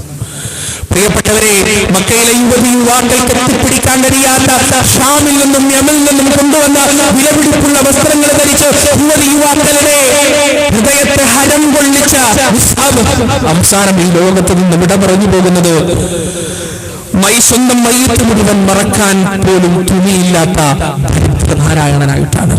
ദാരിദ്ര്യത്തിന്റെ പടികുടിയിലാണ്. അല്ലാഹു അക്ബർ. എന്തിനു വേണ്ടിയാണ് പ്രിയപ്പെട്ടവരെ? മുസ്അബായാലും അമ്മാറായാലും യാസിറായാലും സുമയ്യയായാലും ഖബ്ബാബായാലും ബിലാലായാലും ഇവരെല്ലാവരും ഇക്കണ്ട ത്യാഗങ്ങൾ മുഴുവനും സഹിച്ചത് എന്തിനു വേണ്ടിയാണെന്നറിയോ? അല്ലാഹു സുബ്ഹാനഹു വ തആല അവരിലേക്ക് പകർന്നു കൊടുത്ത സന്ദേശം മനസ്സാ വാചാ കർമ്മണ സ്വീകരിച്ച് ആ സന്ദേശത്തിന്റെ പ്രചാരകരായി മാറിയെന്ന ഒറ്റ കാരണം കൊണ്ടാണ് എന്റെ പ്രിയപ്പെട്ടവരെ അവർ ഈ കണ്ട ത്യാഗങ്ങളും ബുദ്ധിമുട്ടുകളും മുഴുവനും സഹിച്ചത്. അതുകൊണ്ട് ഞാൻ പറഞ്ഞു വരുന്നത്, അള്ളാഹുവിന്റെ ഏറ്റവും വലിയ സന്ദേശം എന്താണ്? ഇക്കണ്ട പ്രവാചകന്മാരെ മുഴുവൻ അനുഭവിക്കാൻ, ത്യാഗങ്ങളും പ്രയാസങ്ങളും അനുഭവിക്കാൻ കാരണമായ അള്ളാഹുവിന്റെ സന്ദേശം എന്താണ്? എന്നതാണ്. ലാ ഇലാഹ ഇല്ലല്ലാഹ് ഒന്നാമത്തെ സന്ദേശം. രണ്ടാമത്തെ സന്ദേശം എന്താണ്? അള്ളാഹുവിന്റെ രണ്ടാമത്തെ സന്ദേശം എന്താണ്? മുഹമ്മദുർ റസൂലുള്ളാഹി സ്വല്ലല്ലാഹു അലൈഹി വസല്ലം. മുഹമ്മദ് റസൂലുള്ളാഹ്. എന്റെ മുന്നേ സംസാരിച്ച പ്രാസംഗികൻ ആ വിഷയം കുറേയൊക്കെ പറഞ്ഞതുകൊണ്ട് ഒരുപാടൊന്നും വിശദീകരിക്കാൻ ഉദ്ദേശിക്കുന്നില്ല. പക്ഷേ മുഹമ്മദുർ റസൂലുള്ളാഹ് എന്ന് നമ്മൾ പറയുമ്പോൾ ഹൃദയത്തിൽ തട്ടി ഇവിടുന്ന് ഇങ്ങോട്ട് വരണം. ഇന്ന് റജബിന്റെ നോമ്പെടുത്ത കുറേ ആളുകൾ റജബിന്റെ നോമ്പ്. ഞാനിന്ന് ട്രെയിനിൽ ഇങ്ങോട്ട് വരുമ്പോ ഞാനിരുന്ന തൊട്ടിപ്പുറത്തെ സീറ്റിലൊരു ഫാമിലി ആയിരുന്നു, ഒരു കുടുംബം മുഴുവൻ ഉണ്ടായിരുന്നു. അപ്പൊ അവരിങ്ങനെ ഫോൺ ചെയ്തിട്ട് ഇങ്ങനെ പറയാണ്, ഞങ്ങൾ നോമ്പുറക്കാനാകുമ്പോൾ അവിടെ എത്തിട്ടോ, നോമ്പുറക്കാൻ ഞങ്ങൾ അവിടെ എത്തും. റജബ് 27 നോമ്പാണ്, 60 മാസം നോമ്പെടുത്ത പ്രതിഫലാണെന്നൊക്കെയാണ് പറയുന്നത്. പക്ഷേ ദഈഫായ ഒരു അടിസ്ഥാനവുമില്ലാത്ത ഹദീസാണ്. ഈ പറയുന്ന ആളുകൾ, ഈ പ്രചരിപ്പിക്കുന്ന ആളുകൾ തന്നെ അതിന്റെ ദോഫ് അംഗീകരിക്കും, ദഈഫാണ് അംഗീകരിക്കും. അത് ദഈഫാണ് ഈ പറയുന്ന ആളുകൾ അംഗീകരിക്കും. എന്നിട്ട് ആ ഹദീസിന്റെ അടിസ്ഥാനത്തിൽ ഒരു അടിസ്ഥാനവുമില്ലാത്ത ഈ നോമ്പിനെ കുറിച്ച് ഇങ്ങനെ പറഞ്ഞ് പ്രചരിപ്പിക്കുക. എന്നാലോ നേരെ മറിച്ച് സുന്നത്താക്കപ്പെട്ട കുറേ നോമ്പുണ്ട്. തിങ്കളാഴ്ച നോമ്പ് അതെടുക്കുവോ? ഇല്ല. വ്യാഴാഴ്ച നോമ്പ് അതെടുക്കുവോ? ഇല്ല. ഇനി ഞാനിങ്ങനെ എല്ലാ മാസവും അറബി മാസം 13, 14, 15 തീയതി ആയി കഴിഞ്ഞാൽ എന്റെ കോൺടാക്ട് ലിസ്റ്റിലുള്ള ആളുകൾക്ക് മെസ്സേജ് വിടാറുണ്ട്. ഒരുവിധം എല്ലാവർക്കും വിടാറുണ്ട്.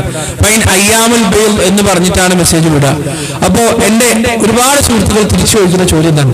ഇതെന്താണ് സാധനം? ഇതെന്താണ് അയ്യാമുൽ ബൈദ്? എന്താ അയ്യാമുൽ ബൈദ് അറിയില്ല? അയ്യാമുൽ ബൈദ് എന്ന് പറഞ്ഞാൽ അള്ളാഹുവിന്റെ റസൂൽ നിന്ന് സ്ഥിരപ്പെട്ടു വന്ന സുന്നത്തായ സുന്നത്ത് നോമ്പുകളാണ്.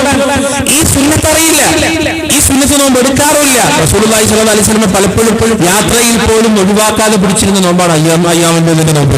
ഈ നോമ്പിനെ കുറിച്ച് അറിയില്ല. എന്നാൽ വിദഅത്തായ സകല നോമ്പുകൾ ഇനി വരാൻ പോകുന്നുണ്ട്. ബറാത്തിന്റെ നോമ്പിനെ പറഞ്ഞിട്ട് നോമ്പിന് വരാൻ പോകുന്നുണ്ട്.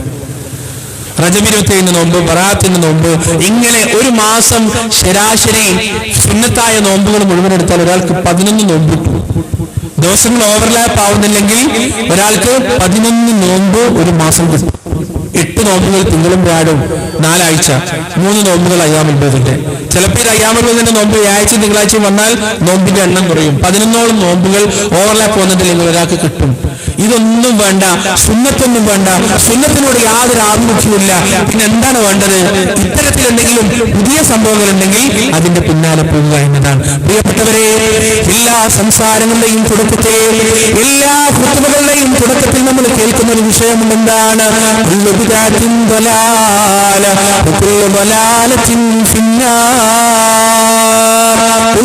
മുഹദ്ദസത്തിൻ ബിദ്അ, എല്ലാ പുതിയതും ബിദ്അത്താണ്, എല്ലാ ബിദ്അത്തും ദലാലത്താണ്, എല്ലാ ദലാലത്തും നരകത്തിലാണെന്ന് എല്ലാ ഖുതുബകളുടെ തുടക്കത്തിലും സംസാരങ്ങളുടെ തുടക്കത്തിലും നമ്മൾ കേൾക്കാറുണ്ട്. പക്ഷേ അത് മനസ്സിലേക്ക് ഉൾക്കൊള്ളാൻ നമ്മൾ ഇന്ന് വരെ തയ്യാറായിട്ടില്ല. എന്തൊക്കെ തരത്തിലുള്ള ബിദ്അത്തുകളാണ് നടമാടിക്കൊണ്ടിരിക്കുന്നത്. മരണപ്പെട്ടു കഴിഞ്ഞാൽ, ഒരു കുട്ടി ജനിച്ചു കഴിഞ്ഞാൽ, അല്ലെങ്കിൽ ഒരാൾ ഗൾഫിലേക്ക് പോകുന്ന സമയം, ഒരാൾ ഗൾഫിൽ നിന്ന് വരുന്ന സമയം, എല്ലാത്തിനും ബിദ്അത്താണ്. എല്ലാ രംഗത്തും ബിദ്അത്താണ്. എല്ലാ രംഗത്തും കച്ചവടമാണ്, കച്ചവടമയമാണ് മുഴുവൻ. എല്ലായിടത്തും കച്ചവടം, എല്ലായിടത്തും കച്ചവടം. ഇവിടെ ഞാൻ ഏതാനും ദിവസങ്ങൾക്ക് മുമ്പാണ് ഉംറക്ക് പോയിപ്പോകുന്നത്.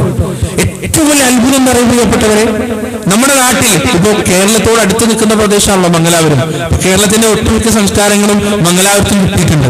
ഇപ്പൊ കേരള പൊതുസമൂഹത്തോട് പറയുന്ന വിഷയങ്ങളൊക്കെ നമുക്ക് മംഗലാപുരത്താരോട് പറയാം.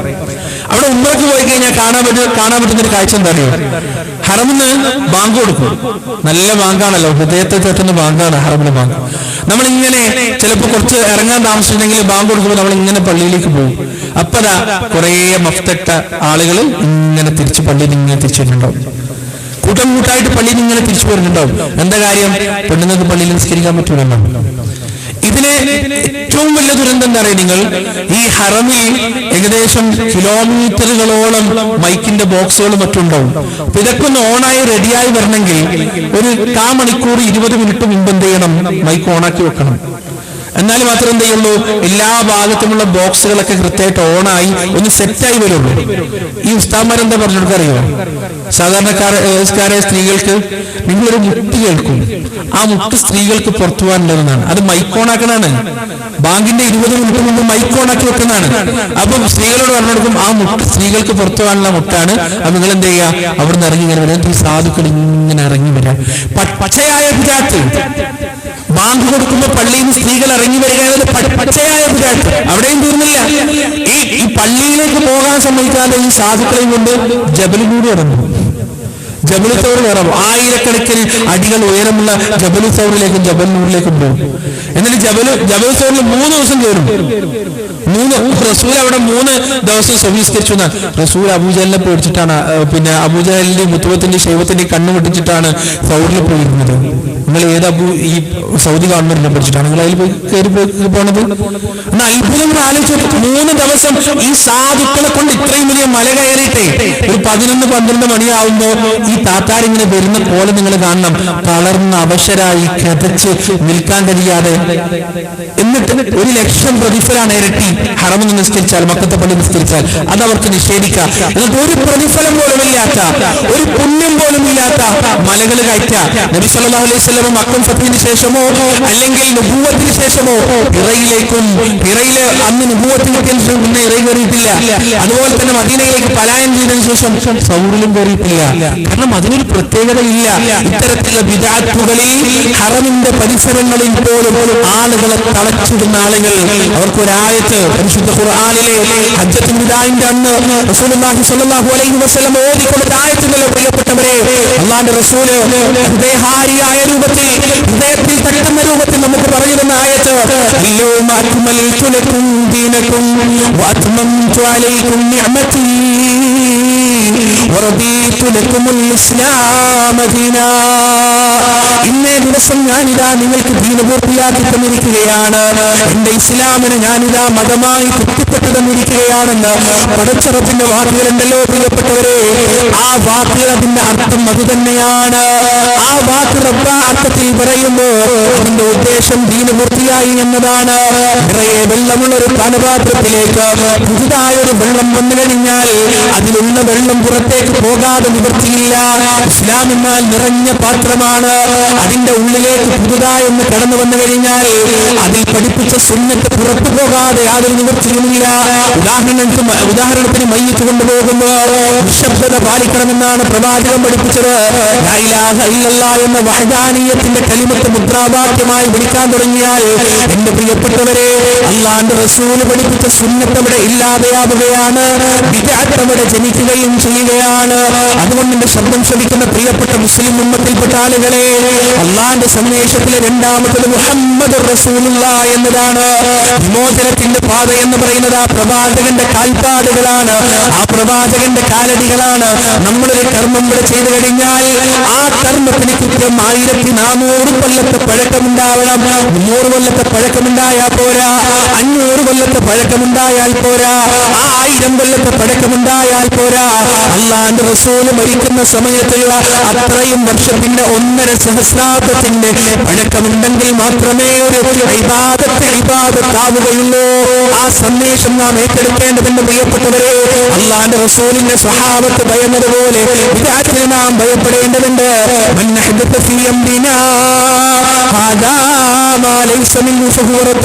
ആരെങ്കിലും നമ്മുടെ ഈ കാര്യത്തിൽ പുതുതായി വല്ലതും കൊണ്ടുവന്നു കഴിഞ്ഞാൽ അത് റദ്ദ് ചെയ്യപ്പെടേണ്ടതാണ്, അത് തള്ളപ്പെടേണ്ടതാണ്.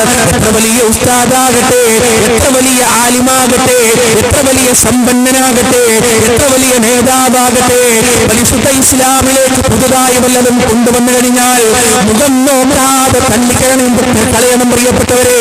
അത് റജബിന്റെ നോമ്പായാലും ഷാബാനിന്റെ നോമ്പായാലും അള്ളാന്റെ റസൂല് പഠിപ്പിക്കാത്ത ഒരു നോമ്പ് നമുക്ക് വേണ്ട. ഈ മതത്തിൽ പ്രിയപ്പെട്ടവരെ ഇബാദത്തുകൾക്ക് പഞ്ഞമില്ല, സുന്നത്ത് നോമ്പുകൾക്ക് പഞ്ഞമില്ല. ഞാൻ പറഞ്ഞല്ലോ, സുന്നത്ത് നോമ്പ് അനുഷ്ഠിക്കാൻ ഉദ്ദേശിക്കുന്ന ആളുകൾക്ക് 1 മാസം 11ഓളം നോമ്പുകൾ അനുഷ്ഠിക്കാനുള്ള അവസരമുണ്ട്. ആ അവസരങ്ങൾ മുഴുവൻ ഈ 10 മാസവും കളഞ്ഞു മുടിച്ചിട്ട് ഇതാ റജബിന്റെ മാസമായി കഴിഞ്ഞാൽ, ഷാബാനിന്റെ മാസമായി കഴിഞ്ഞാൽ സുന്നത്തിനെ കൊള്ളുന്ന ബിദഅത്തുമായി ഇറങ്ങിത്തിരിക്കുന്ന ആളുകളെ മനസ്സിലാക്കുക. നിങ്ങൾ കാറ്റിൽ പറത്തുന്നത് അല്ലാഹുവിന്റെ റസൂലിന്റെ സുന്നത്താണ്, അല്ലാഹുവിന്റെ റസൂൽ പഠിപ്പിച്ച മതമാണ്. ഒരു കാര്യം കൂടി പറഞ്ഞിട്ട് ഞാൻ അവസാനിപ്പിക്കാൻ പ്രിയപ്പെട്ടവരെ, മഹാനായ ഇബ്നുൽ ഖയ്യിം റഹിമഹുല്ലാഹ് പറയുകയാണ്, 7 വഴിയിലൂടെയാണ് പിശാച് മനുഷ്യരിലേക്ക് വരിക. 7 വഴിയിലൂടെയാണ് പിശാച് മനുഷ്യരിലേക്ക് വരിക. ഒന്നാമത്തെ വഴി ഏതാണ്? അത് ശിർക്കാണ്. ഒരു മനുഷ്യനെ വഴിവേൽപ്പിക്കാൻ ശൈത്താൻ വരുമ്പോ ആദ്യമായി അവനെ കൊണ്ട് ചെയ്യിക്കാൻ നോക്കുക ശിർക്കാണ്. ഒരാൾ ശിർക്ക് ചെയ്തു കഴിഞ്ഞാൽ പിന്നെ അവന്റെ ജീവിതത്തിൽ എന്ത് നന്മകൾ ഉണ്ടായിട്ടും കാര്യമില്ല, അവൻ രക്ഷപ്പെടുകയില്ല, അവന് മോചനം കിട്ടുകയില്ല എന്ന് കൃത്യമായി അറിയുന്നവനാണ് പിശാച്. അതുകൊണ്ട് ആദ്യമായി അവൻ ചെയ്യിക്കാൻ നോക്കുക ശിർക്കാണ്. അതിലൊരാൾ വീണിട്ടില്ലെങ്കിൽ, ശിർക്കിൽ നിന്നൊരാൾ രക്ഷപ്പെട്ടു കഴിഞ്ഞാൽ രണ്ടാമതായി അവനെ കൊടുക്കാൻ നോക്കുക, രണ്ടാമതായി അവനെ നശിപ്പിക്കാൻ നോക്കുക ബിദ്അത്തിന്റെ വഴിയിലാണ്. ബിദ്അത്തിന്റെ പ്രത്യേകതയുണ്ട് പ്രിയപ്പെട്ടവരെ. വ്യഭിചരിക്കുന്നവന് വ്യഭിചാരം തെറ്റാണെന്നറിയാം, ലഹരി ഉപയോഗിക്കുന്നവന് ലഹരി ഉപയോഗം തെറ്റാണെന്നറിയാം, നമസ്കാരം ഉപേക്ഷിക്കുന്നവന് നമസ്കാരം ഉപേക്ഷിക്കൽ തെറ്റാണ്, പാപമാണെന്നറിയാം. അതുകൊണ്ട് തന്നെ ജീവിതത്തിൽ ഏതെങ്കിലും സന്ദർഭത്തിൽ അവൻ ആ പാപത്തിൽ നിന്ന് മാറി വന്നേക്കാം, പശ്ചാത്തപിച്ചേക്കാം, തൗബ ചെയ്തേക്കാം. എന്നാൽ ബിദ്അത്ത് ചെയ്യുന്ന ഒരാളെ സംബന്ധിച്ചിടത്തോളം അവനത് ചെയ്യുന്നത് നന്മയാണെന്ന് വിചാരിച്ചിട്ടാണ്, പുണ്യമാണെന്ന് വിചാരിച്ചിട്ടാണ്. അതുകൊണ്ട് റൂഹ് തൊണ്ടക്കുടിയിൽ എത്തുന്നത് വരെ അവൻ ആ ബിദ്അത്തിൽ നിന്ന് മാറാൻ സാധ്യതയില്ല, അവൻ ആ തെറ്റിൽ നിന്ന് പിന്മാറാൻ സാധ്യതയില്ല. പിശാചിന്റെ രണ്ടാമത്തെ കെണിയതാണ്, രണ്ടാമത്തെ ചതിക്കുഴിയതാണ്. ഒരാൾ ശിർക്കിൽ നിന്നും ബിദ്അത്തിൽ നിന്നും രക്ഷപ്പെട്ടു കഴിഞ്ഞാൽ മൂന്നാമത്തെ പിശാചിന്റെ ചതിക്കുഴിയതാണ്.